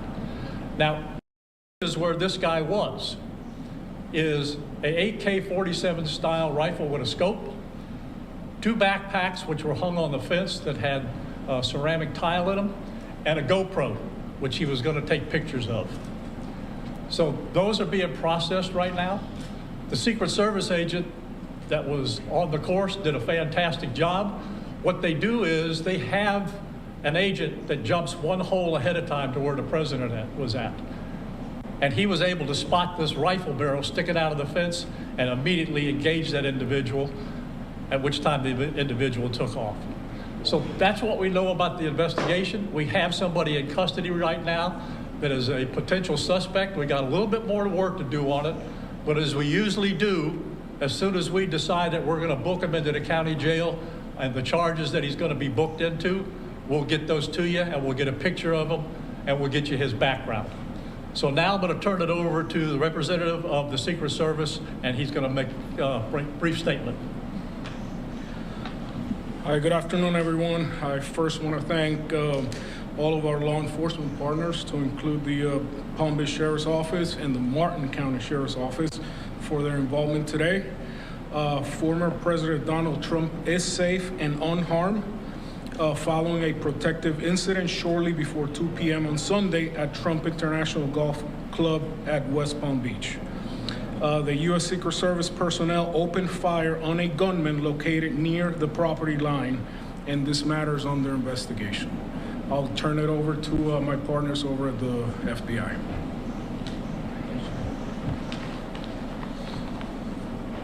Good afternoon, everyone. My name is Jeffrey Veltri. I'm the special agent in charge of the FBI's Miami field office. The FBI has assumed the role as the lead federal law enforcement agency in the investigation of the incident that occurred earlier today at Trump International Golf Course here in West Palm Beach, Florida. We've deployed a number of resources, including investigative teams, crisis response team members, bomb technicians, and evidence response team members as well. What we need right now is for the public to avoid the area around the golf course.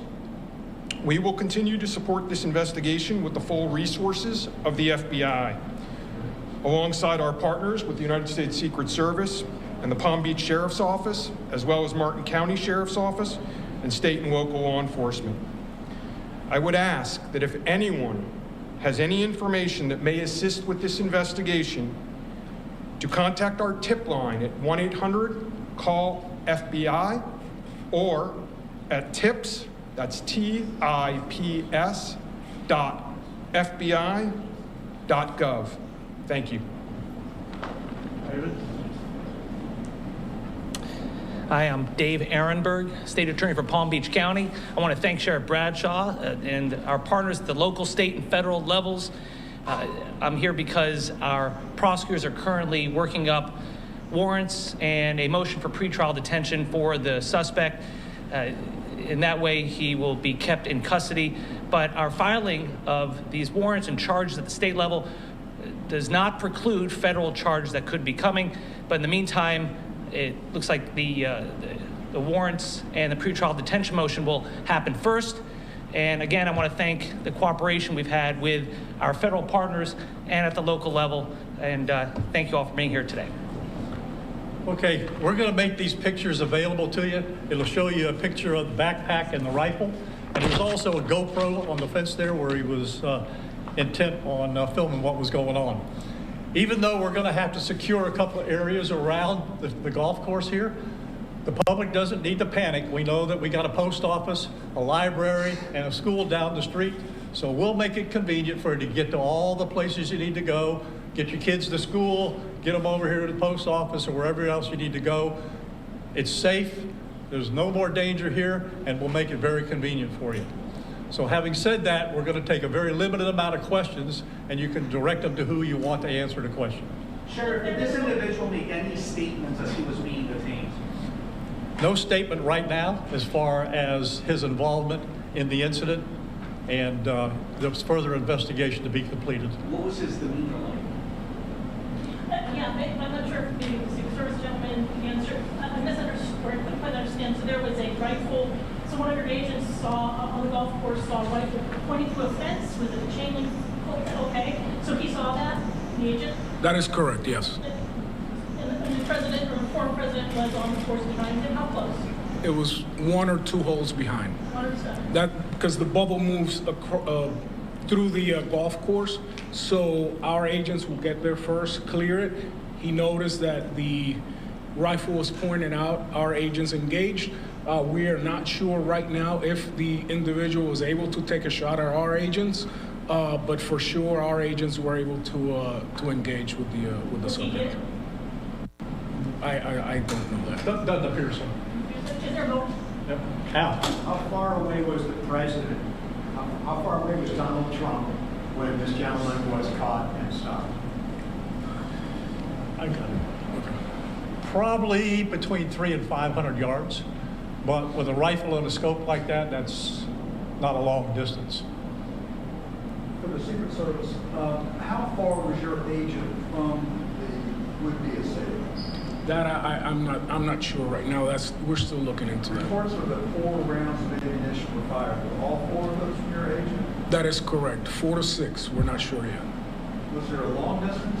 Explaining why? Yes. Yes, ma'am. WPF 25. I was wondering what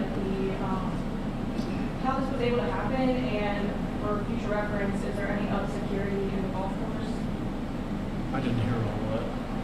Say that one more time and talk up a little bit. So, how was this able to happen, and for future reference, is there any up security in the golf course? Well, you got to understand the golf course is surrounded by shrubbery, so when somebody gets into the shrubbery, they're pretty much out of sight. All right, and at this level that he is at right now, he's not the sitting president. If he was, we would have had this entire golf course around it. But because he's not, the security is limited to the areas that the Secret Service deems possible. So I would imagine that the next time he comes to the golf course, there'll probably be a little bit more people around the perimeter. But the Secret Service did exactly what they should have done. They provided exactly what the protection should have been, and their agent did a fantastic job. Which direction was the shrubbery where he was? North, south? I guess east, west, or south is the road? The layout of the golf course, you've got 3 holes, 5, 6, and 7. All right? One of them runs parallel to Summit Boulevard. One of them runs parallel to Congress. And he was in an area in the shrubbery where he could see both holes. So the president was another hole back, which means he's about between 400 and 500 yards away. So he was on the golf course? Oh, he's on the golf course, yeah, but he's back a ways. For the Secret Service, have you guys changed at all the way that you guys are protecting former President Donald Trump? This is now potential second attempt on him. Can you just elaborate on how things have changed and what you make of all this? Yes, the threat level is high. We have increased the amount of assets that we've supported, so we live in danger times. So yes. We're done with questions right now. There's really nothing more for us to add. I just want to tell you, the Secret Service and the FBI and the State Attorney's Office have been fantastic to work with. And I can tell you right now, our agency with this real-time crime center was fabulous. That's how we got the guy. We started out with, we don't know anything, to where we had a tag, we had a vehicle description, and we got an area where we saw the person. So be proud of your law enforcement. All right, thanks, folks. We'll get back to you. Where on 95 was it that Sheriff wanted Yeah, she'll get the photos to you. All right, you're just listening in there to local law enforcement and Secret Service and other people on hand for this breaking news event, as the FBI is now investigating what they're calling an assassination attempt against the former President Donald Trump at this golf course. They're detailing some of what was going on as the bubble around the former president on this golf course. A Secret Service member ahead of this group saw what they believe to be a muzzle sticking through a fence line on the exterior portion of the golf course. They confronted the individual and shots were fired. Of course, we're also seeing this picture as it is going to be out there quite a bit of what they say are an AK-style rifle with a scope, 2 backpacks, a GoPro as well. So this is the image that they were showing at this press conference of this assassination attempt. They did pursue the individual they believe that is connected to this on I-95. They do have him in custody. They said there was no statement yet from the suspect. All right, let's continue here on Live Now from Fox. Bring into the conversation national security expert Hal Kemper. Hal, thank you so much for joining us here on Live Now from Fox. I know you were just listening into that press conference. They gave some details about the suspect, what the suspect had, the pursuit, and also the threat level. They called it high. What do we make of it? What are the main focal points you saw from that press conference?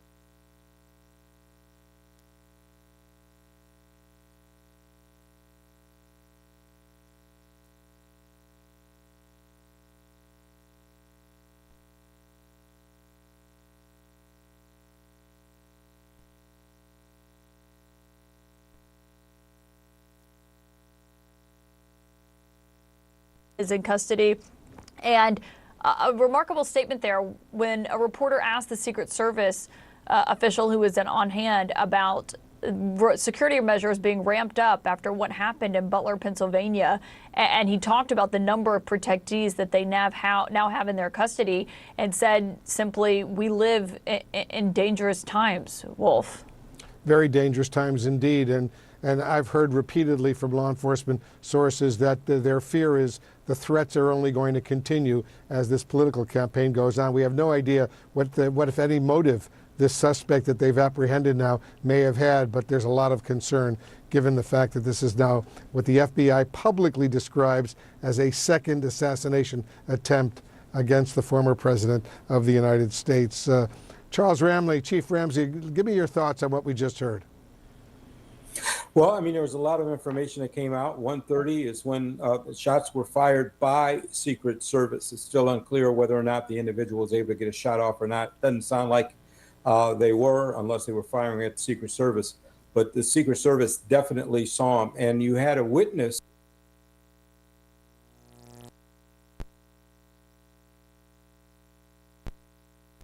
out of the shrubbery, get into a car, and had the presence of mind to take a photograph of the car and the tag. I mean, without that, this person probably would still be out there and police would be searching for him. So that witness really deserves an awful lot of credit. We know that it was an AK-47 firearm, rifle with a scope, which makes it even more dangerous than it would normally be. And that the FBI is the lead now on this. And that information from the FBI that came out now officially saying this looks like a attempted assassination. Again, just 2 months ago, we were talking about this at Butler, Pennsylvania, and here we are again. This individual was equipped and ready to film, probably live stream maybe, who knows?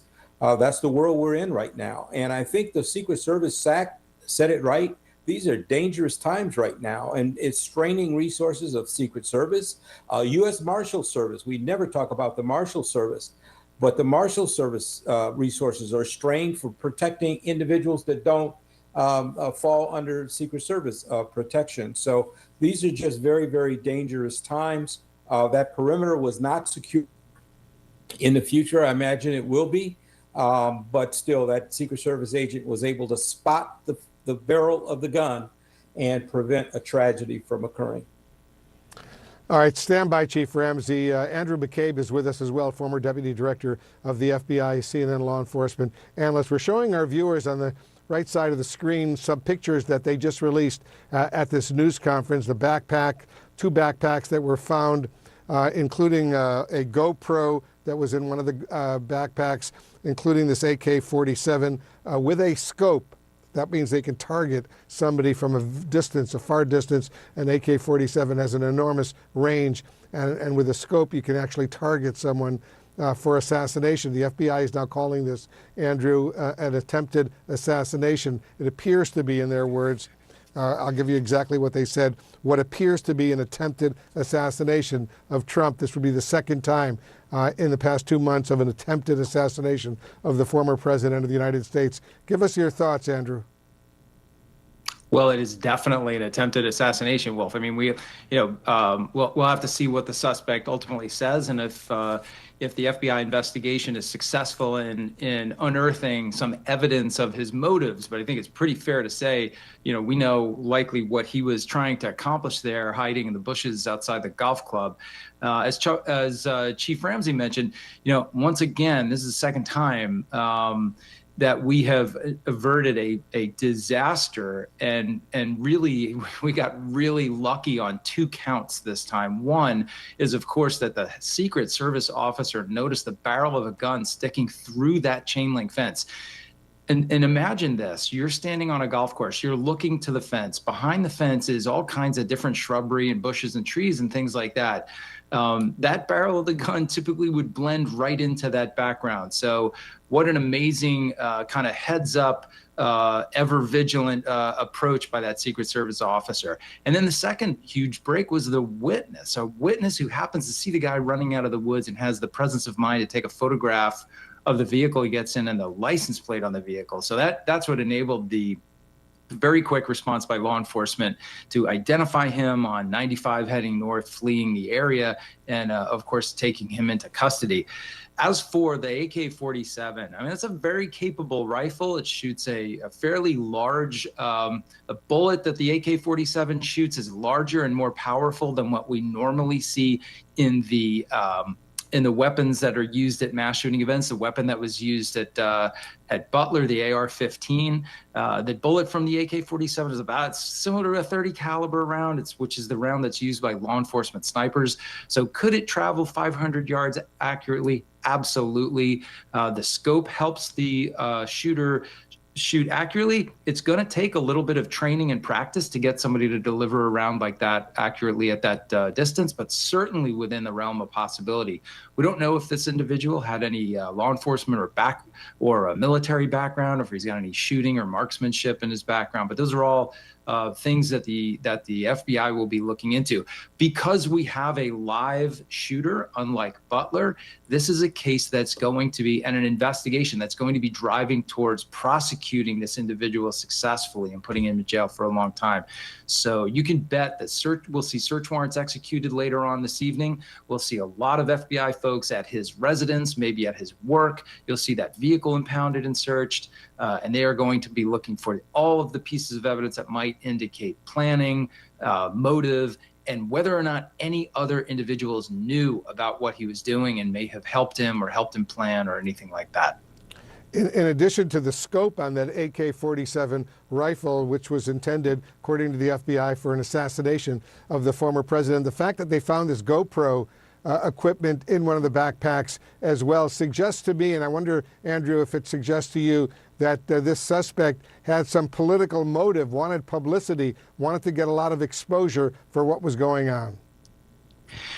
It certainly indicates to me that he was looking for exposure. What we've learned through so many of these mass shootings and episodes of political violence, sometimes it can be very hard to identify a specific political motive. For instance, case in point is the Butler shooter. At this point, we still have not unearthed a very clear, clearly he was trying to kill Donald Trump, but a strong ideological reason for doing so, they haven't been able to identify that yet. So we'll see if we find that here. But no question, Wolf, you're absolutely right. The presence of the GoPro is an effort to preserve the images of this attack so that the shooter could use that for some purpose in the future, either to pump up his own image and glorification online, things of that nature. We know that mass shooters do that a lot. It's very important to them to communicate their success,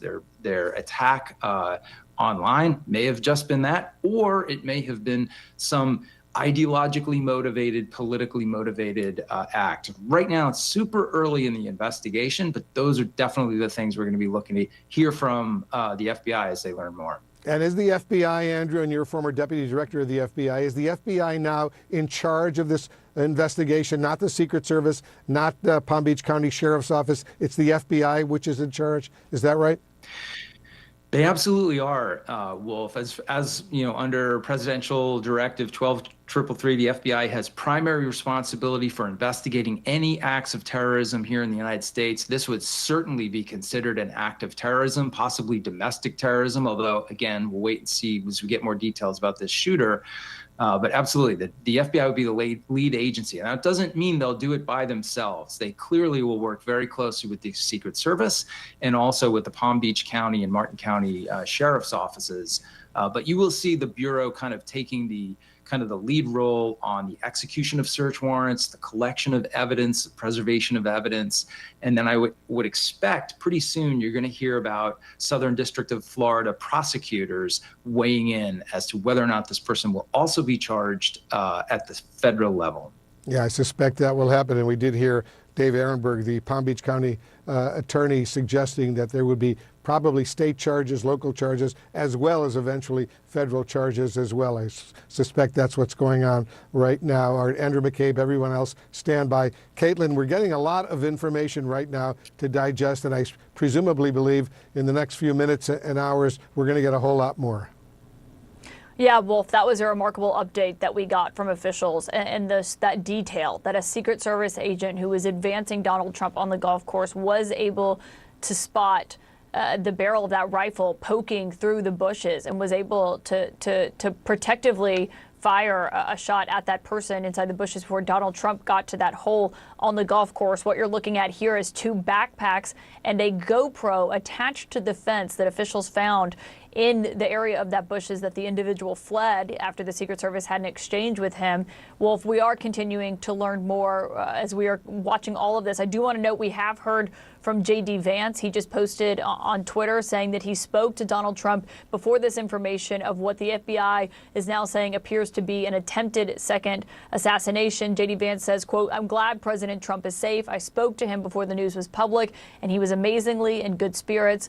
Still much we don't know, but I'll be hugging my kids extra tight tonight and saying a prayer of gratitude." We'll continue with our live coverage of this, as the FBI puts it, an apparent attempted second assassination attempt of Donald Trump. We're learning more from our sources and from officials. We're going to take a quick break and be right back.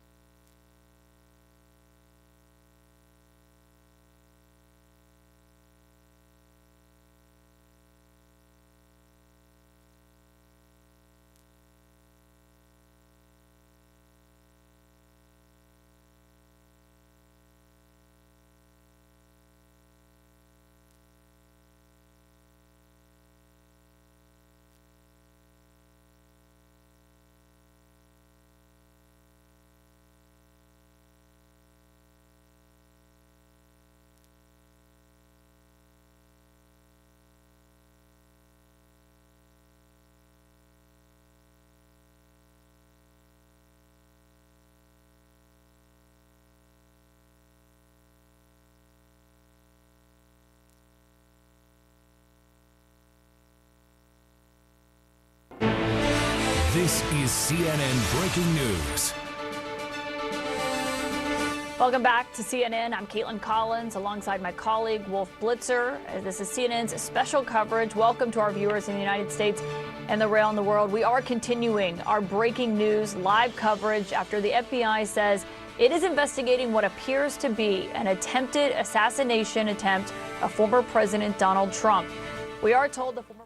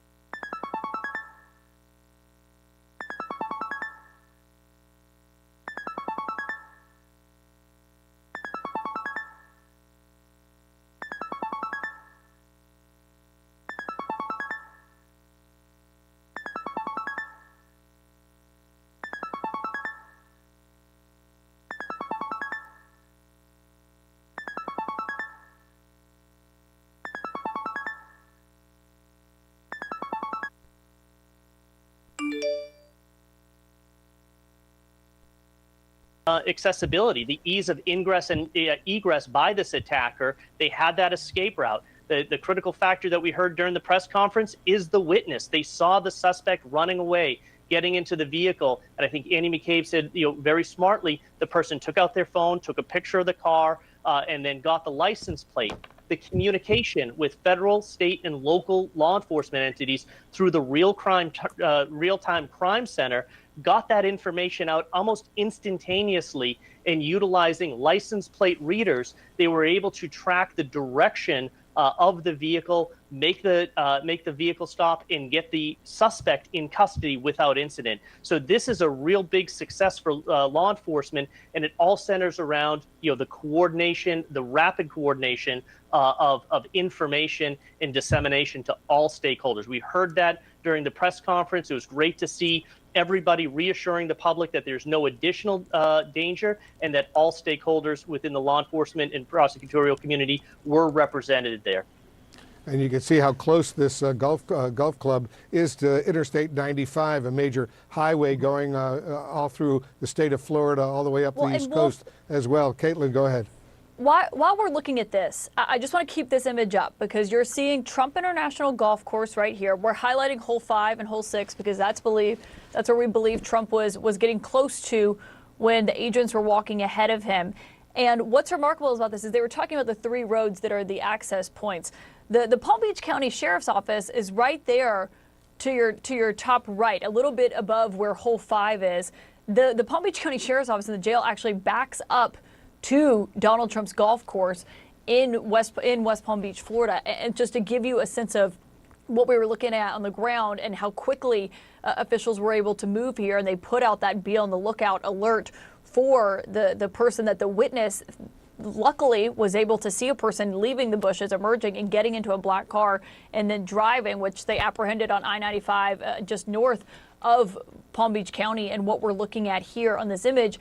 And so, John Miller, when you look at this and what we've heard from officials, they would not say outright that they have a suspect in custody, but the sheriff said, John Miller, that they have a potential suspect in custody. And so when that is the case and they have someone that they are obviously questioning, what we were told earlier is that this person has not made any statements yet, but they did describe a calm demeanor earlier when we were hearing from the Martin County Sheriff about actually apprehending this person and turning them over to the FBI. What does this look like behind the scenes right now?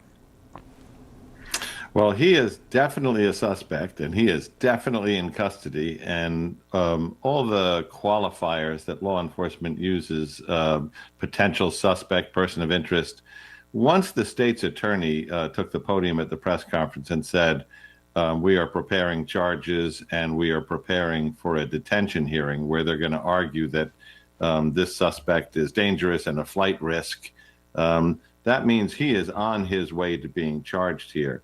Some of the mechanics behind that, Caitlin, were there was that witness on the scene that we've all talked about. He snapped that picture. He saw that person. And there's a Secret Service agent who may have confronted him and seen him as well. But that witness was brought to the scene, and they did what we call a show up, where, you know, they have him in a vehicle where he can look out at the person in custody, and he's asked, is that the person you saw? And he answered in the affirmative, we are told by law enforcement sources, as he did that show up. And they then took him into custody, impounded that car, and so on. There are, you know, 2 different stories in the forefront here. One, as Jonathan Wackrow really well explained, is a combination of old-fashioned police work, shoe leather, grab a witness, combined with modern technology. Here's a picture, here's a plate, put it into the LPR, license plate reader system, look for the first hit. It hits on 95. RTCC, the real-time crime center, is spinning the registered owner of that car, who it belongs to. All of this is happening rapidly, and Martin County, which hasn't waited, it has already flooded 95 looking for that car heading south with units, then does that vehicle containment technique. They block the car in on 3 sides, come out with long guns. And when the sheriff describes, the Sheriff Snyder of Martin County describes his calm demeanor, we have to put that in context. When the suspect gets out of that Nissan vehicle, he is looking at multiple AR-15s and handguns pointed at him from multiple directions in this vehicle containment technique where they've blocked him in on 3 sides. So he can be nothing but calm. And he was compliant with the commands they gave him, and then he was taken into custody. So a lot went right today, and a lot came together. Well, and Andrew McCabe, when you look at this, and Wolf, I was just thinking about this, when you look at what we're hearing from officials, and you see those two pictures there of the backpacks that were left at the scene that they found inside these bushes, on the right side of your screen on the left, that's a GoPro camera, officials said, that was mounted on the fence, and then two bags as well. Andrew McCabe, when you're an investigator and you're looking into that, I mean, it clearly speaks to some kind of premeditation here of what they're looking into when they're talking to this suspect who was in the bushes.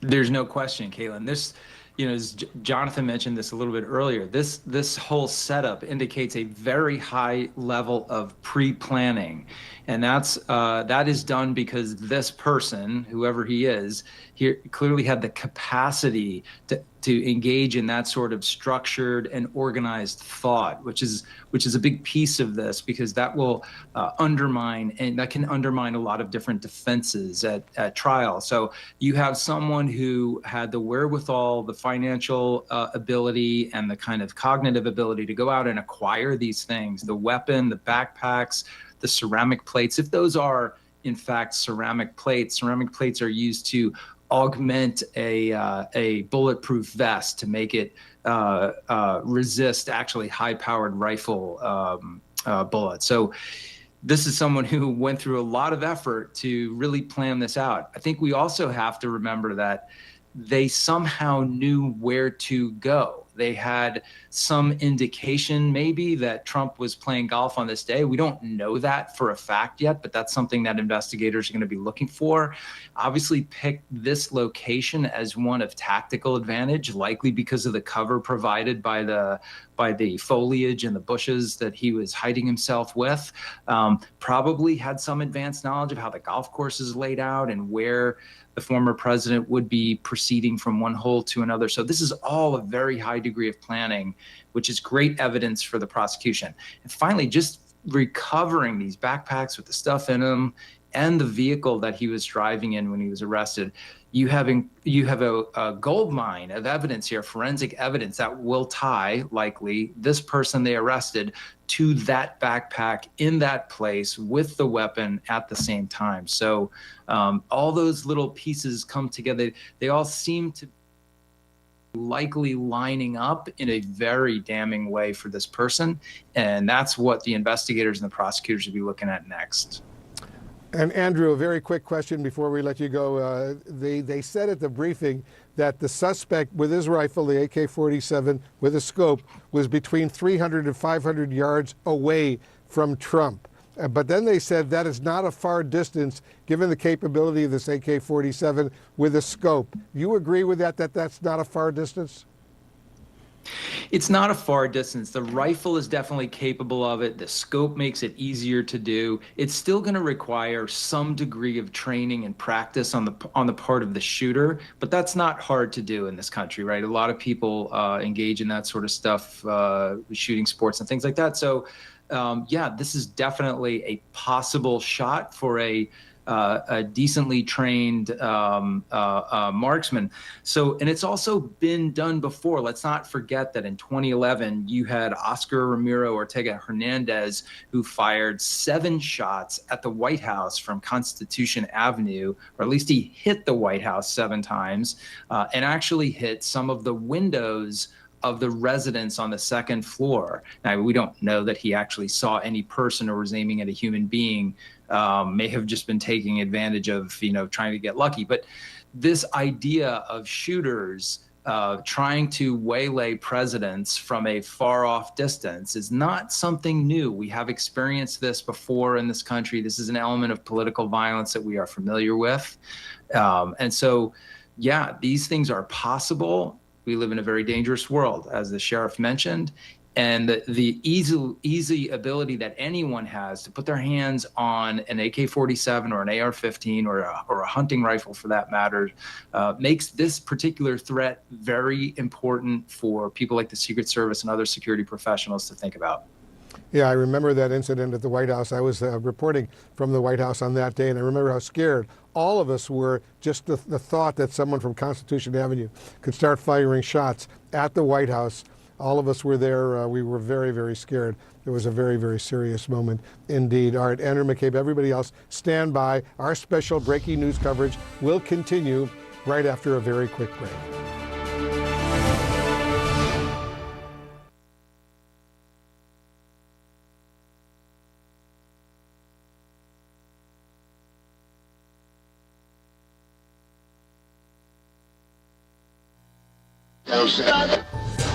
There is a storm coming, an event like the world has never seen before. The emerging event will have little to do with weather, but more about developing situations that were foreseen many years ago. We have always warned you during severe weather and news events that affected many. Now, Channel 1 Atlanta begins a new series to warn you about what's coming soon and make sure you are prepared. Join us on a new journey, as according to a recent survey, a lot of people believe we are living in the last days. Current news events show us now more than ever. In history, time is setting the stage for the coming storm. A new series, now playing only on Channel 1 Atlanta.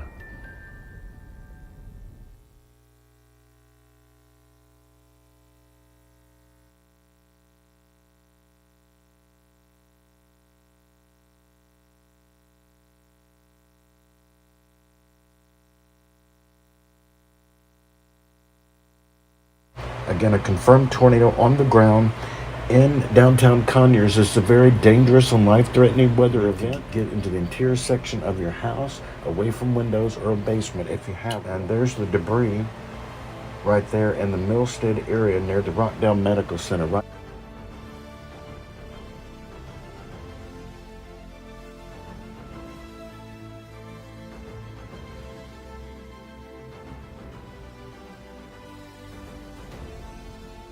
Channel 1 Atlanta.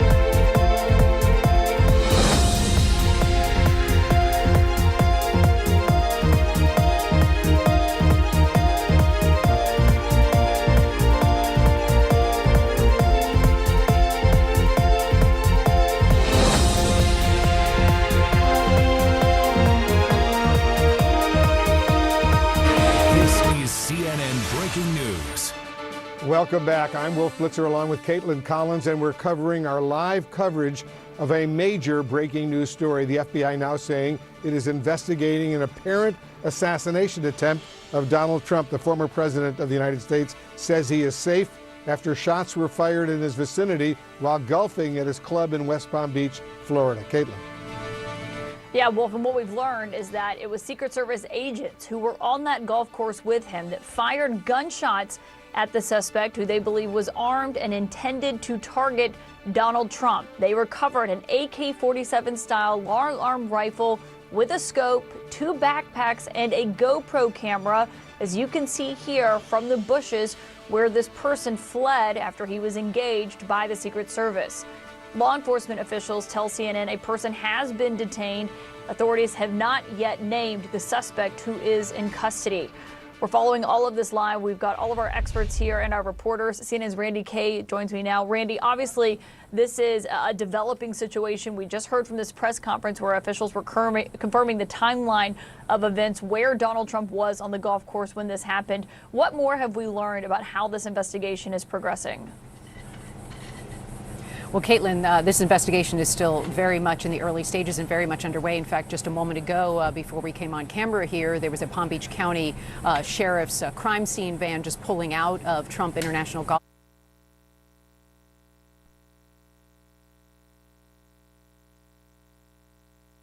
Perhaps from the Secret Service after they had fired their weapons in his direction. So still very much underway here in terms of the investigation. But Caitlin, I should tell you, this is a 27-hole golf course. So what stands out to me from that press conference and the information that we're getting is that they were able to, the Secret Service was able to see that the barrel of the gun coming through that fence between sometime around holes 5 or 6. That is remarkable because this golf course is known for its rolling hills. There's certainly a lot of bunkers, but certainly a lot of cover. So this gunman certainly was somewhere where he thought he wasn't going to be seen, apparently. Certainly didn't come through the front gate. There's a large police presence here and security at the front gate of the International Golf Club. So certainly he was along the perimeter of it. And I can tell you that right away they were able to say, once they apprehended him, that there was no threat to the public. That was very important because there's an elementary school right nearby. There's also a public library right nearby. And as you know, he was apprehended in Martin County, which is about an hour north of here. And we're just minutes away from Interstate 95, so he was able to make that quick getaway. Luckily, a witness was able to tell authorities what his car looked like and even provide those photos, as we heard in the press conference. But certainly still quite a bit of law enforcement presence. It took me about an hour and a half to get here. It normally takes me about 25 minutes. So there was a lot of police, a lot of barricades along the way, and that still is the case now, even though we know that Mar-a-Lago is just about 10 minutes from here, Caitlin, and we know that the former president has left the golf club, and we watched the motorcade depart here. So he apparently is safely back at Mar-a-Lago, but still certainly a lot to be figured out here in terms of what went down today. Caitlin? Yeah, Randy Kay, I was told that Donald Trump is back at his Mar-a-Lago club, obviously, as you know, about a 15 to 20-minute drive from where that golf course is. Randy Kay, thank you for that. Wolf? You know, Caitlin, I thought it was really interesting, and I want our law enforcement experts to assess this. They said at this news conference that we had live here on CNN that they don't see any more danger right now. They think that that has been resolved. So even though there was a lot of danger earlier, no more danger, a direct quote from the briefing that just occurred. And Chief Ramsey, what does that say to you? Well, I mean, they always have more information than we have right now, but they probably at least feel pretty comfortable that there was no second person or third person directly involved, and pretty sure that the person they have in custody is the one that they found there at the golf course. So they feel pretty confident around that, and that's why they make a statement like that. So again, it's just very fortunate that everything worked very well. That witness cannot get enough credit because they saw that individual leave the bushes, and they had the presence of mind to take a photograph. So they had not only a description of the car, but the actual license tag. And through Real-Time Crime Center, of course, they're able to run that very quickly and put a bolo out. And that's how he was captured so quickly. But there are still questions. I mean, when you look at that map, and I'm not familiar with that area at all, but you can see the roadways that go very close to that. And that there was no one guarding that perimeter at all. And I just, it just makes me wonder if that's something, obviously, in the future, that needs to be taken into consideration. It doesn't look like that would be very difficult to do or very manpower intensive. Looking at that sight line, having a couple cars on either end, just to make sure no one parks a car, no one gets out of a car, or anything like that when you have the former president on the golf course. And John Miller, when the law enforcement authorities said there is no more danger out there right now, and immediately said to me, this suspect was a lone gunman operating on his own, and that there weren't others who were helping him who could potentially represent a danger from outside still at large. I assume that says the same thing to you. Well, it's also a contextual piece, Wolf, because remember, the earliest reports are people calling 911 who, see Secret Service agents who are dressed down. They're not in their suits and ties because they're working on a golf course, who are shooting and an individual fleeing. So the earliest reports were of two people shooting at each other on the perimeter of the golf course, and that suggested a second gunman. Once they sorted out that that was the Secret Service agents confronting the suspected sniper, they were able to frame, okay, so it appears we have a lone gunman, it appears he's in custody, and it appears that the threat to the public around that area is greatly reduced. In the same breath, of course, they ask people to stay out of the area because they've got a big crime scene search and they need their space. Yeah, good point. John Miller and everyone else, stand by. We've got a lot more to report on. We're standing by for more news that we anticipate will be emerging very soon. Caitlin, back to you. Yeah, Wolf, a lot of developments coming in as we are learning more.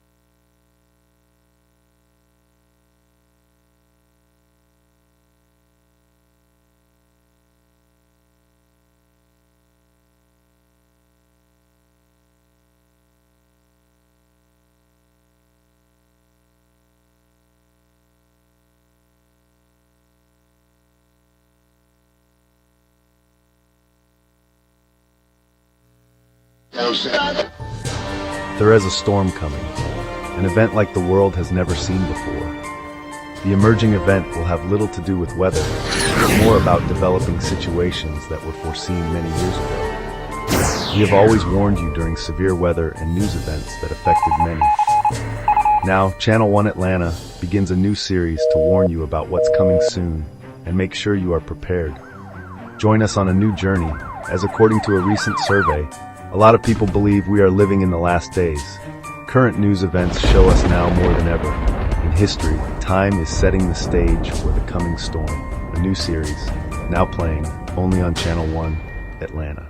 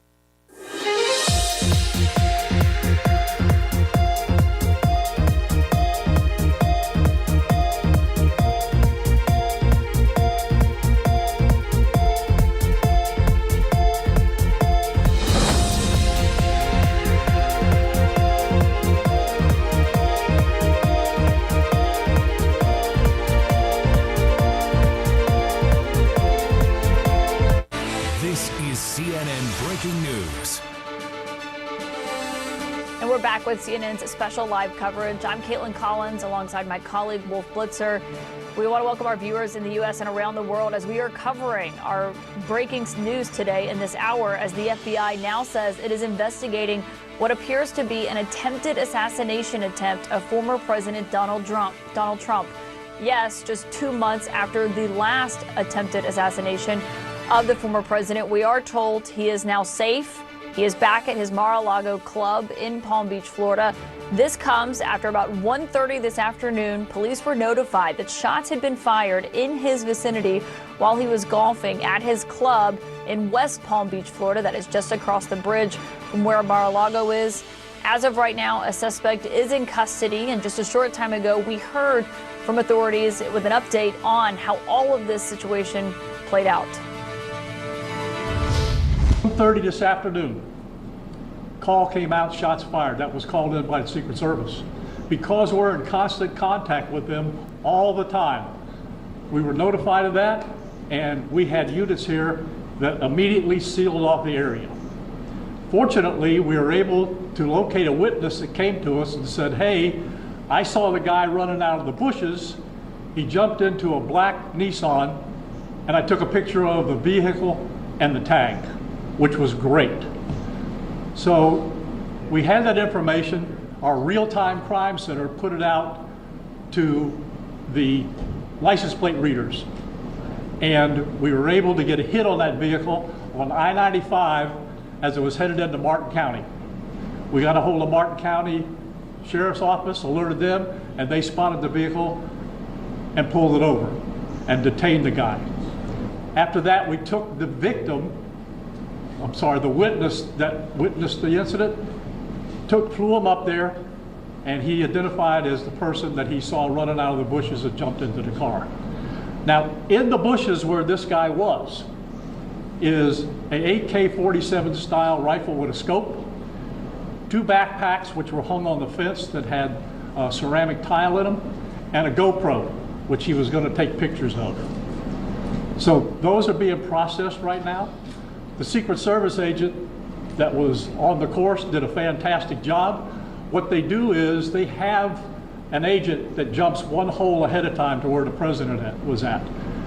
And he was able to spot this rifle barrel sticking out of the fence and immediately engage that individual, at which time the individual took off. All that coming from Sheriff Rick Bradshaw, the Palm Beach County Sheriff. The law enforcement officials, Caitlin, have not yet named the suspect who was taken into custody on Interstate 95 after this apparent assassination attempt. And it just happened 2 months after Trump was wounded in the ear. A lot of us remember, we saw it live here on CNN, surviving an assassination attempt in Butler, Pennsylvania. The U.S. Secret Service shot and killed the gunman in that incident. The FBI says it is now in charge of this investigation in Florida. CNN's Kristen Holmes is joining us right now. Kristen, what more are you learning about this incident involving the former president?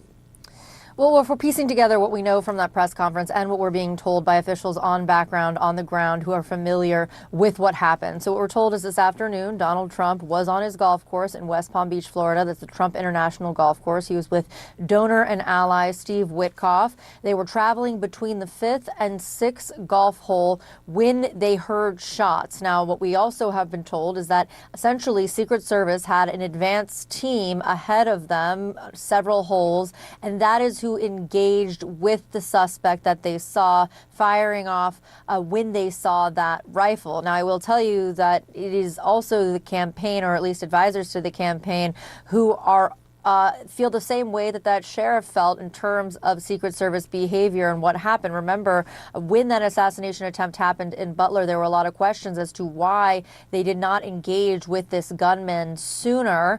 We know now that Secret Service, based on that press conference, did engage once they saw the rifle in the brush just off of the golf course. Now, it's not clear exactly how far it was from that rifle to where Donald Trump was, but as we heard during that press conference, the sheriff himself saying saying that with that kind of rifle, which was an AK-style rifle and a scope, it didn't really matter the distance. He was still close enough. So certainly within the vicinity, we had been told by sources, and obviously we've now heard from the FBI, that they believe that Donald Trump was the intended target of this suspect you see there, who was found with these backpacks, a GoPro, and this long-range style missile. Donald Trump, as we've noted, is back at his Mar-a-Lago club after being held for several hours at that golf club as they were searching the scene, as they were making sure it was secure, as they were making sure it was secure for him to travel in that motorcade. It's only about 12-minute ride from the golf course to Mar-a-Lago, but they still had to secure the streets, make sure that it was safe for him to travel. I'm sure John Miller will be speaking about this later, but these law enforcement officials have said that they need to make sure there's not a second gunman, that there's not a second target, that there's not anyone lying in wait. We saw the same thing happen with Butler when Donald Trump went to the hospital, and then we didn't know where he was after a lockdown for several hours until he ended up at the airport. That is all systematic. It is all customary when something like this happens. But of course, this circumstance, there's nothing customary about it at all, because we are talking about, as you've noted, the second assassination attempt on the former president in the same matter of months. It has shooken a lot of those people around him up, and they are obviously asking a lot of questions. One of the main questions is, how exactly did the suspect know where Donald Trump would be? It's important to maintain and to understand that Donald Trump is not the current sitting president. He doesn't have to put out a schedule every single day. He doesn't travel with a pool that knows his whereabouts at all times. He is a candidate and he has security, but this was not an event, golfing at his West Palm Beach Golf Club, that was on any sort of external schedule. In fact, he's been traveling a lot with the campaign travel and his various properties, that there were several people I've spoken to who didn't even know that he was in Palm Beach, Florida this weekend, that he would be playing golf. And these are people who talk to him on a regular basis. So while the preliminary conversations I'm having with advisors and the people close to him say they are very happy with the way that security was handled, we know that after these shots were fired, Donald Trump was whisked away in a golf cart by a second set of security agents, Secret Service agents, who put him into the club again that was secured down. There are still a lot of questions as to how exactly the suspect knew where Donald Trump was going to be and when. All right, Kristen, thank you very much. Kristen Holmes reporting, doing excellent reporting for us. Appreciate it very much. Caitlin, back to you. Yeah, Wolf, and as we're breaking all of this down, hearing from officials during that briefing, we have our law enforcement analyst with us. And Jonathan Wackerle, I want to start with you, because obviously a lot of focus has been on the Secret Service since what happened in Butler, Pennsylvania 2 months ago. And now today, officials there at that briefing were praising the Secret Service for how quickly they acted here, that it was an agent who almost unbelievably was able to be advancing Trump on the golf course, to see the barrel of that rifle sticking out of the bushes, and was able to engage with this person before Donald Trump obviously got to that hole as he was planning to do. And when you look at the Secret Service that's around Trump, it's obviously been ramped up since Butler, but is it at the level that a current president has? How can you tell us what that looks like? Well, I don't want to share too much around what the full protective structure is of the President of the United States, because there is a lot of national security structures that are built into that position. But former President Trump has had a significant enhancement to his protective detail, both in the women and men that surround him on a day-to-day basis, but also in terms of the advanced agents, the technology that's applied to protecting the former president. We've seen some of these things visually. We've seen some of the protective enhancements, such as the ballistic glass that is now with him on all outdoor public events. You've seen an increase of the size. I think, Caitlin, you talked about the detail earlier. You have noticed that there have been additional agents that are surrounding the former president. So what you're seeing is actually the protective structure moving closer to the vice presidential level, which is a significant enhancement from what the protective model typically is for former presidents, such as former President Obama, Bush, or Clinton. It is really a new model for the Secret Service, but it's a model that has to be put into place because I think, as Wolf, you had mentioned earlier, the threat environment surrounding Donald Trump, both from domestic threats as well as this overarching foreign threat from the Iranians, necessitate this level of enhancement. And really, for the Secret Service, this is unprecedented.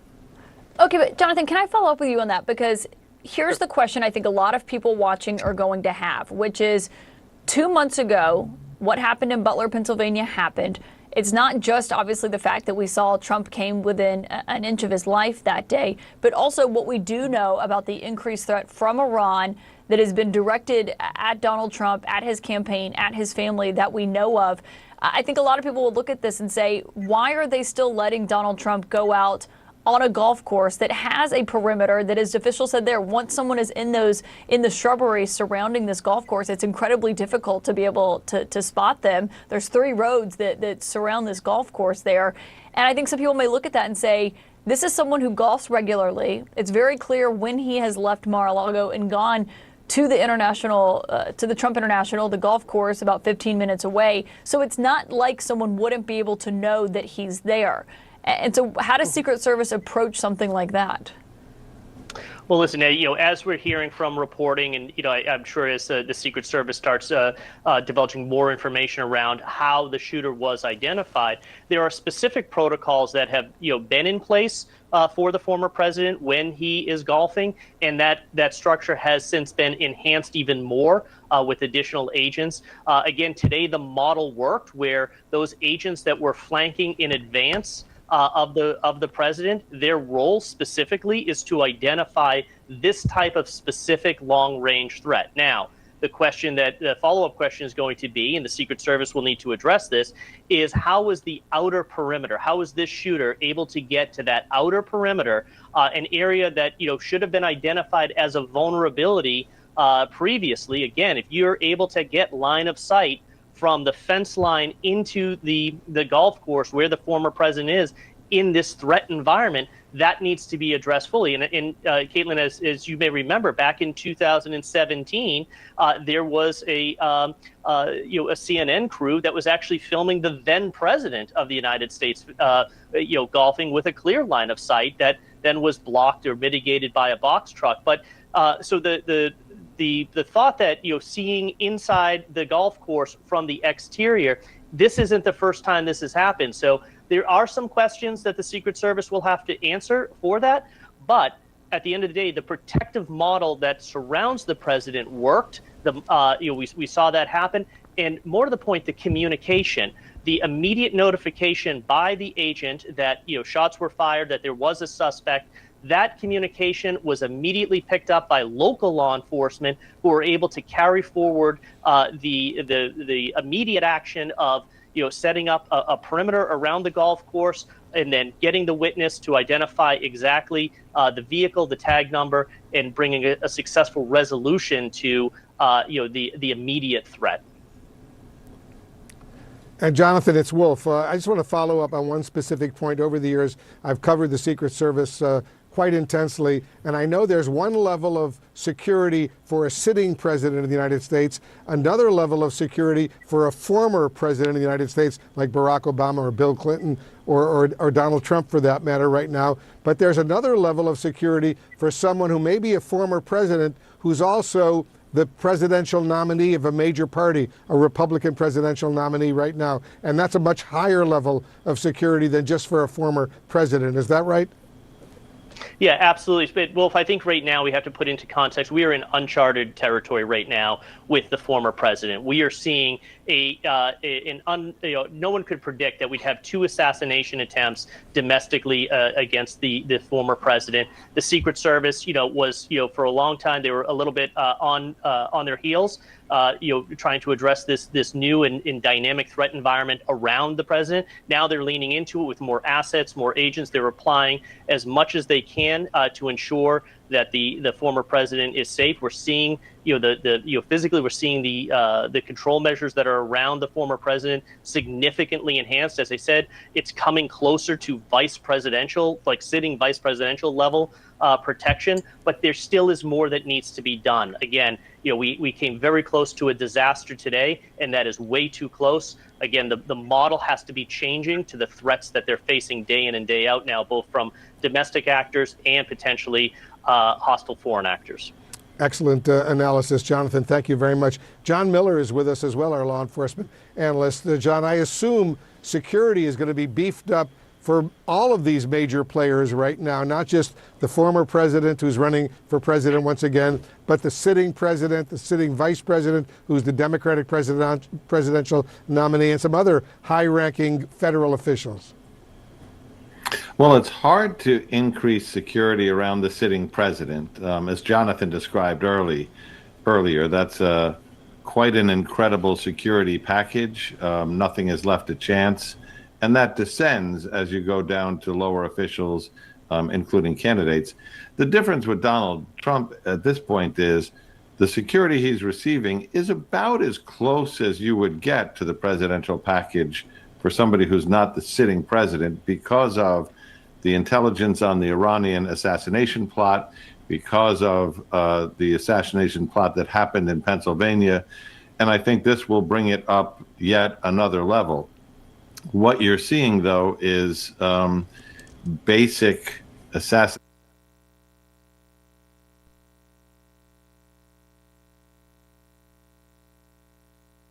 of a president of the United States since Lee Harvey Oswald in Texas and President John Kennedy. But what we do know about these assassins are, I think technology has changed this a lot, and it comes to bear here. But we've also seen the personality profiles done by the threat assessment people at the Secret Service. The behavioral analysis unit at the FBI tells us that about 70% of these people, their main goal is to hurt the person that they're attacking. About 38% is their main goal is notoriety, and 12% are anticipating they're going to get killed in the process. So when you look at that GoPro camera, that could tell us a lot, especially if it was rolling and streaming during this incident. Yeah, that GoPro video camera is a significant development indeed. We'll have much more on that coming up. All right, John, everybody stand by. We're going to take another quick break. Our breaking news coverage will continue right after this.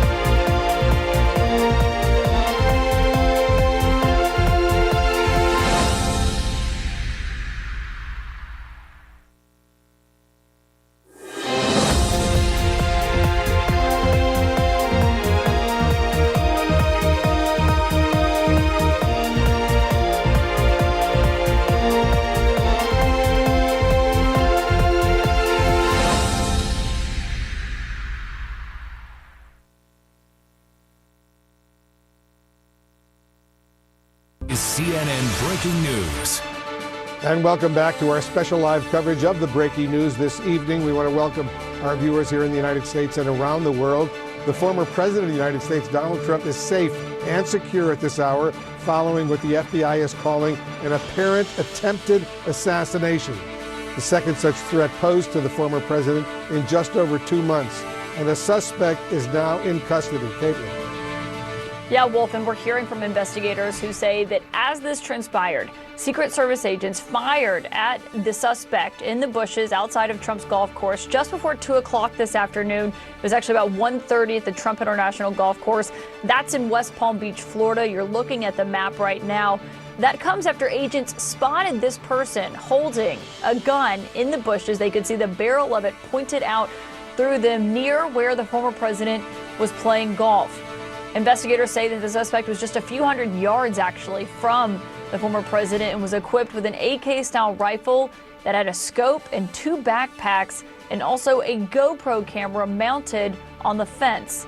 The Palm Beach County Sheriff's Office says the suspect has not yet spoken to investigators but is in custody. We're continuing to follow all of this. Sunlen Serfati is live at the White House, where Sunlen, officials there, obviously President Biden, Vice President Harris, also being briefed on what has just happened this afternoon at Donald Trump's golf course in southern Florida. That's right, Caitlin. Both President Biden and Vice President Harris have been briefed on this incident, and Vice President Harris condemning political violence and also noting that she is certainly glad that the former President Trump is safe. We're also hearing from her running mate, Tim Walz, echoing a lot of those sentiments and also adding that violence has no place in America. It is not who we are as a nation. Now, as you said, the president himself has been briefed, and that's something that we saw quickly be released within 45 minutes of the Trump campaign alerting press to this incident. We heard from the White House that the president and Vice President Harris has been briefed. We are also hearing from Senate Majority Leader Chuck Schumer. He was briefed by the acting Secret Service director today, and he noted the quick response and applauded the quick response of the Secret Service, and also said that the perpetrator must be prosecuted to the fullest extent of the law. A Florida Republican congressman, meantime a member of the Trump assassination task force that notably was formed after the previous assassination attempt back in July in Butler, Pennsylvania. He says that he will call on U.S. Secret Service to brief them on Capitol Hill this week, and Caitlin, probably the first of many members of Congress who will ask for the same. Caitlin. Sunlen Serfati, thank you for that report. Wolf. Caitlin, our panel is still with us, Charles Ramsey, Jonathan Wackrow, John Miller, and Andrew McCabe. And Andrew, let me start with you. We're told now the FBI, your former deputy director of the FBI, is now in charge of this investigation. Walk us through what's going on. Sure. So the FBI has primacy, as they say, for investigations of incidents, of terrorist incidents here in the United States, and also assassination. So this is all very clearly spelled out in presidential directives that date back into the 1980s. What they're doing right now, Wolf, is trying to consume as much information as they can possibly find about this individual. So they are likely preparing search warrants for any location they can tie to him, his residence. Maybe he has a work location that they know about. If he has any storage facilities or things like that, they're going to want to look in those as well. They are likely interviewing people who know him, parents, spouses, family members, work associates and friends, things like that. When they execute those search warrants, they're going to be looking for devices that might contain electronic evidence. So devices that he used to search the internet, devices that he used to access social media, to send text messages or phone calls or emails to friends and associates. All of those things will be seized, and then search warrants will be served on the companies that provide the services to those devices. So they want to know everything he's written, everyone he's talking to, and they want to take that information and build a timeline as to what exactly he was doing in the hours and days and weeks leading up to this event. And everything they collect that falls into that timeline, all that stuff could likely be used as evidence at trial if this person decides to fight the charges against him. We know that he'll be facing state charges. We heard from Dave Ehrenberg, the local prosecutor, and I think it's likely that he'll face federal charges as well. We haven't heard from the U.S. Attorney's Office in Miami just yet, but I expect that within the next 24 hours, we certainly will, and I would expect to see this person charged. One thing, Wolf, that I think is really important to remember, and we've had some comments about it so far, it's going to be really interesting to see exactly what this person knew when he went to the fence line with a gun and his GoPro and all that other stuff. If he knew that Trump was golfing and that would be coming around that kind of northeastern corner of the golf course at that time, and so therefore he was waiting essentially at the end of the next hole, the 6th hole, that's a very troubling thing because it raises all kinds of questions as to how did he gain access to that information. It's also possible that he didn't know any of that he may have just taken his chances and thought, Trump talks about golf on the weekends all the time. Maybe I'll just go out there and see if he shows up. So these are two, kind of opposite ends of the spectrum on that fact, and where he ends up. The Secret Service opening fire after spotting a man with an assault-style rifle. One suspect is now in custody. The former president is safe. The details just coming in from West Palm Beach. The Secret Service treating this as a threat against the former president.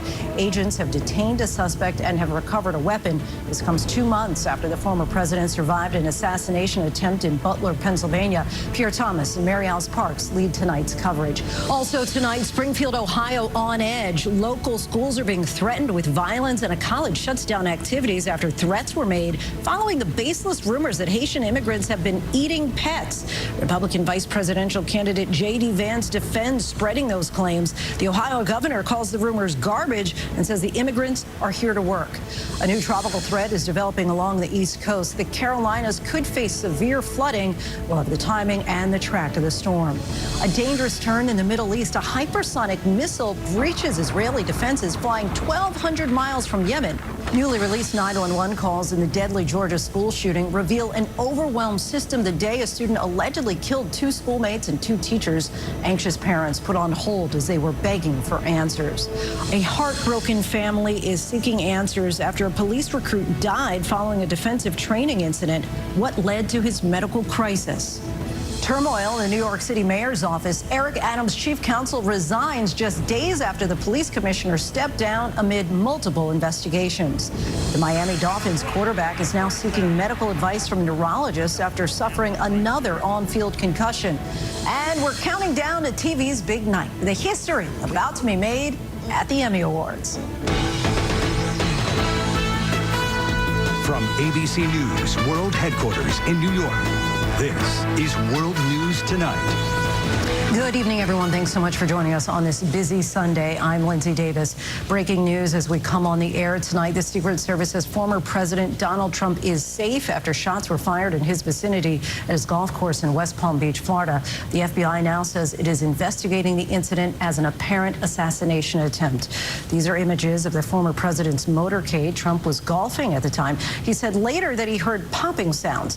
ABC News has learned that an assault-style rifle was found at the scene. Officials say a suspect appeared to be aiming a gun near the former president. The Secret Service then fired shots. Authorities say the suspect fled in a vehicle but was apprehended by law enforcement in a neighboring county.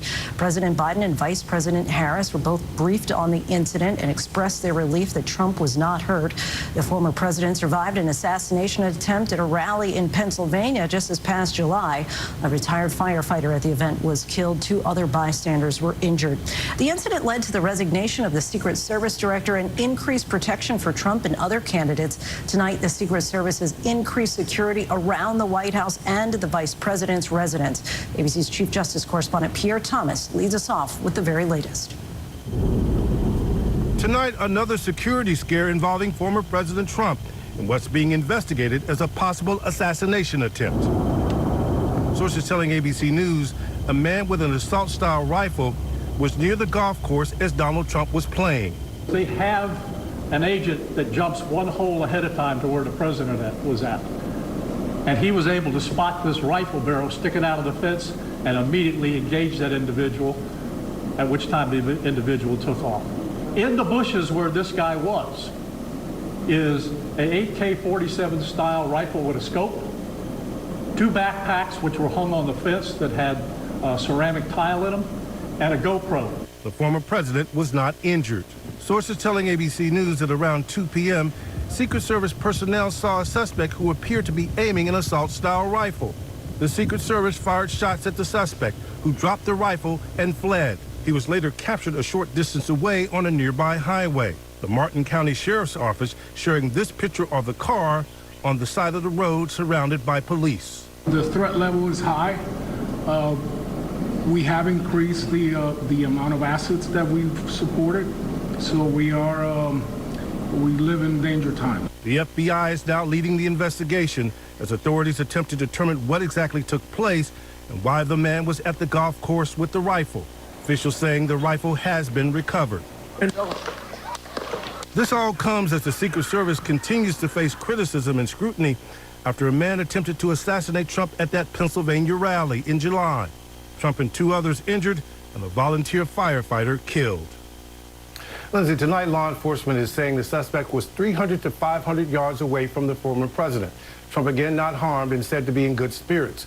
But this was truly a dangerous situation, Lindsay. Certainly was. All right, Pierre Thomas, our thanks to you as always. I want to bring in ABC's White House correspondent Mary Alice Parks. Mary Alice, what are you learning? Yeah, we know the president and the vice president had both been briefed on the situation. The White House put out a statement saying that they were both relieved to hear that the former president was safe, and they will both continue to get regular updates throughout the day. The vice president also put a similar statement of her own, but also adding violence has no place in America. So far, White House staff directing all questions to local law enforcement and Secret Service. I can tell you there is a heightened security presence here at the White House. The president is here. Lafayette Park right here is closed to the public. Remember, following that assassination attempt against Trump in Butler, Pennsylvania, the Secret Service Director Kim Cheadle resigned. It is an acting director who is in place, and law enforcement grappling with such a heightened threat environment around this election, a political landscape that feels so volatile and just really different than anything we have seen in recent history, Lindsay. It certainly does. Mary Alice from the White House, thanks so much. ABC's chief Washington correspondent Jonathan Karl has been following the latest details as well. He joins us now with those developments. John, what do you know? Well, we know the president, we're told that former President Trump was on the 5th floor when he heard the 5th hole of the golf course when he heard those popping sounds. He's back at Mar-a-Lago. People who have spoken to him say that he is in good spirits. In fact, his running mate, J.D. Vance, just put out a statement saying he spoke to him and said that he is in shockingly good spirits given what happened. I also spoke just recently, Lindsay, with a former member of the president's Secret Service detail, former president's detail, when he was in the White House, who described how difficult it is to secure the area when he is playing golf, particularly at that golf course, the golf course that he usually plays when he is at Mar-a-Lago. This former agent told me that if the Secret Service had not spotted the muzzle of that gun sticking through the fence, that he would have had potentially an unfettered shot of less than 100 yards away, and that this very well could have been a successful assassination. Wow. All right, Jonathan Karl, our thanks to you. Now to the race for the White House. Ohio's Republican governor is calling for an end to debunk claims that Haitian immigrants in the town of Springfield are eating pets belonging to residents. But Senator J.D. Vance and the Trump campaign are doubling down on those claims. Here's ABC's Perry Russell. Tonight, growing fear in Springfield, Ohio. A small university, they're canceling all of... This is CNN Breaking News. And we're back with our live coverage. The FBI says it is now investigating an apparent assassination attempt, a second one, of Donald Trump in Florida this afternoon. The former president is safe. He's back at his Mar-a-Lago beach club down there in Palm Beach.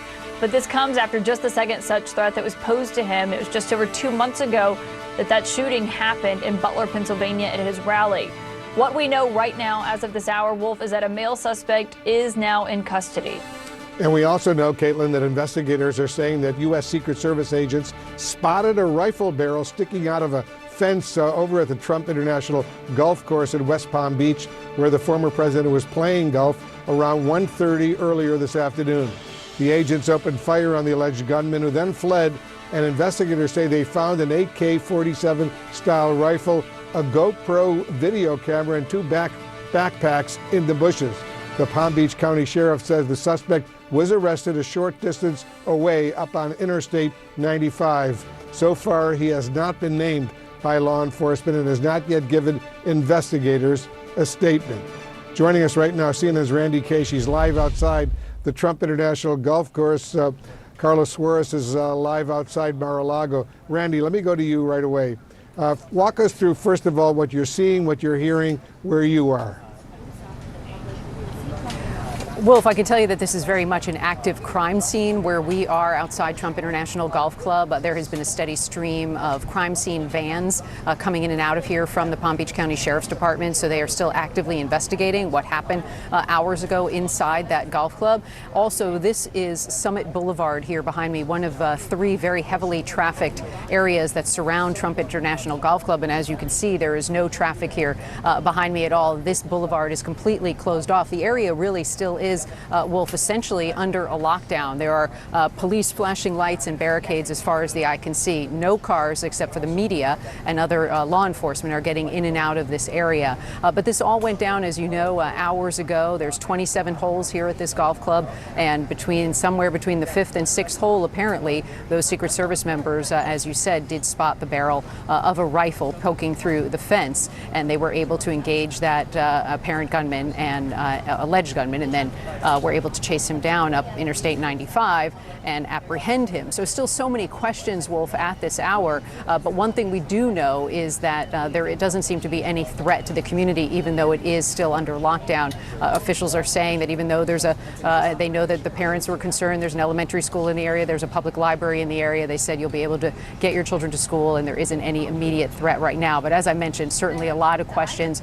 Who is this gunman? What was he doing here? How did he get to the somewhere between the fifth and sixth hole? Apparently, we know he didn't go through the front gate here at Trump International. There's heavy security and law enforcement there at that front gate, so that was not going to happen for him. So it's unclear how he got settled in that area, what he was planning to do. We know he had those two backpacks, the AK-47 style rifle, according to law enforcement, as well as a GoPro. So still, Wolf, despite the investigation in the early hours, still many, many questions as we go forward tonight.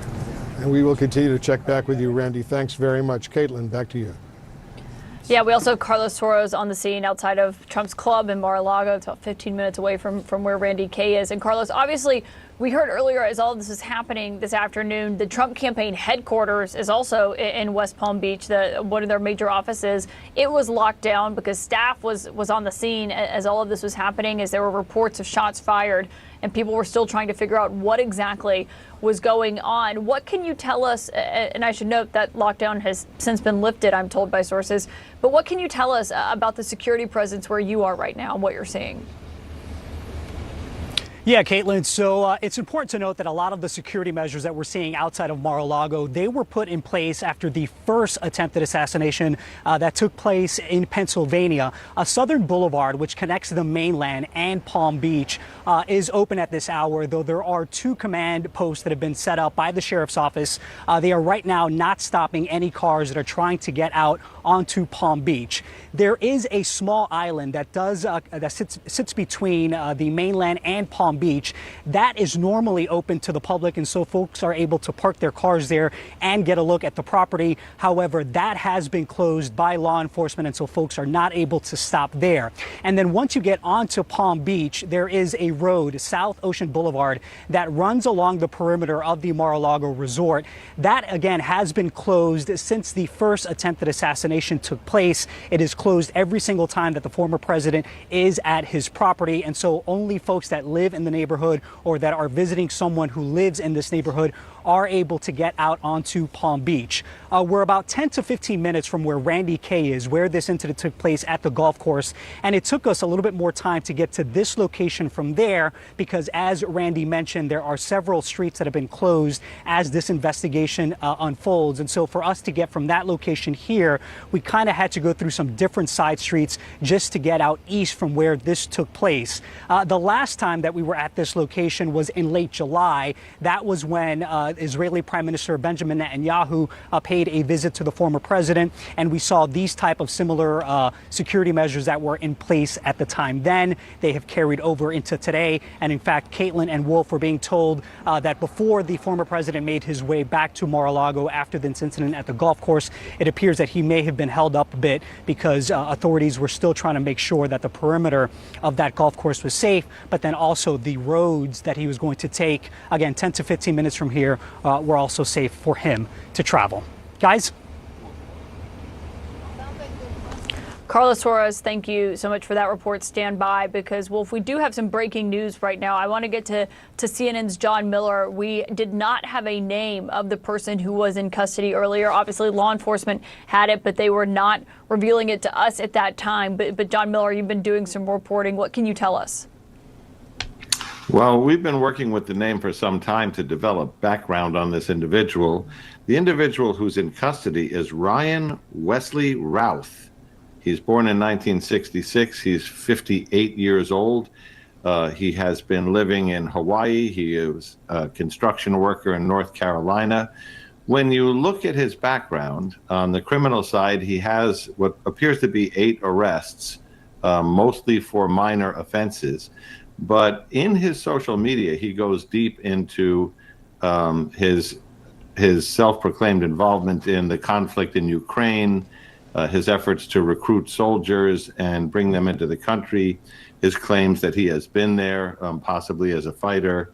So they are looking and digging deeper into his background. And of course, one of the things they're looking at is, what is the motive and what was the purpose of not only this alleged attempt to assassinate former President Trump, but also to record it on a GoPro camera, if not stream it, for what purpose? Is it propaganda? Does it have to do with one of these issues or conflicts he's been interested in? Is it tied to the Ukraine? All of these still open questions now, but we are beginning to get a layered picture of the individual that they have in custody. John, let me just follow up on that Ukrainian aspect of this. If this individual was in favor of Ukraine and wanting the U.S. to help Ukraine at that at that debate, Trump was specifically asked if he supports Ukraine, what would he do as far as Ukraine is concerned? And he was very, very vague on his level of support for the Ukrainian government. So presumably that's one area of investigation. What, if any, connection to Trump's position on Ukraine could have played in this attempted assassination? Is that what I'm hearing? And that will be. And there has been much discussion, and you and Caitlin are very familiar with this, about Trump's claims that Ukraine would have never happened if he were here, that he could end it within a couple of days if he were reelected. But there's been much speculation that has less to do with support of Zelensky in that war than his desire to go a different direction. So could that be a motive from somebody who has been proclaiming on social media that they are committed to that fight and committed to getting soldiers and committing to getting support for them? Some of the things we have read through involves his call to get former Afghan fighters and to funnel them into the Ukraine. So there is apparently a significant interest there. Now, whether that is the motive is really secondary in the immediate sense to law enforcement, because their primary job right now is, let's lock this down. Let's figure out what the charges are going to be. State charges, as the state's attorney indicated, a detention hearing to make sure this individual is kept in custody, federal charges to follow based on what the U.S. attorney and the FBI bring forward, and then motive will come behind that. So we may not expect to hear a lot about that in the immediate sense, but it'll be of great interest to us, and we'll keep digging into that. Do we know, John, if this suspect served in the U.S. military where he may have been trained to use a firearm? We don't see that yet, but we do have claims in his social media that he has been overseas fighting in Ukraine, which would explain a couple of things. First off, it might explain his favoring the AK-47, the rifle that is most popular in Eastern Europe and Russia and those conflicts.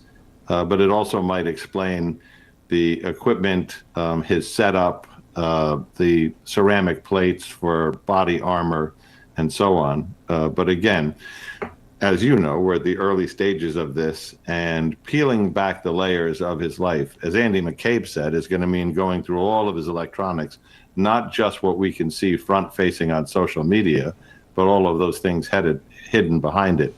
Coming from Hawaii, living in North Carolina, the vehicle he's driving apparently is registered to his daughter.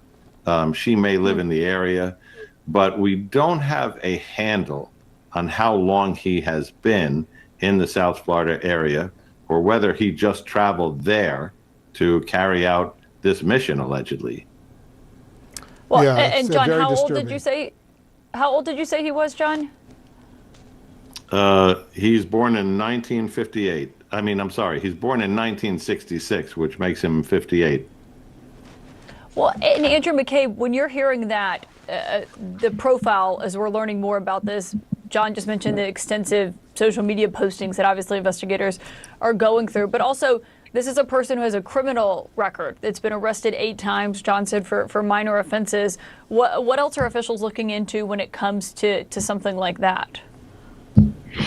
Well, it's really the whole picture they want, Caitlin. They want to know not only where this guy was from and what motivated him this day, but like kind of what was his journey that brought him to this point, because it tells us a lot about extremism generally. It tells us a lot about threat, the sort of things that, for instance, in this case, Secret Service maybe needs to think more about in terms of the protection of the former president.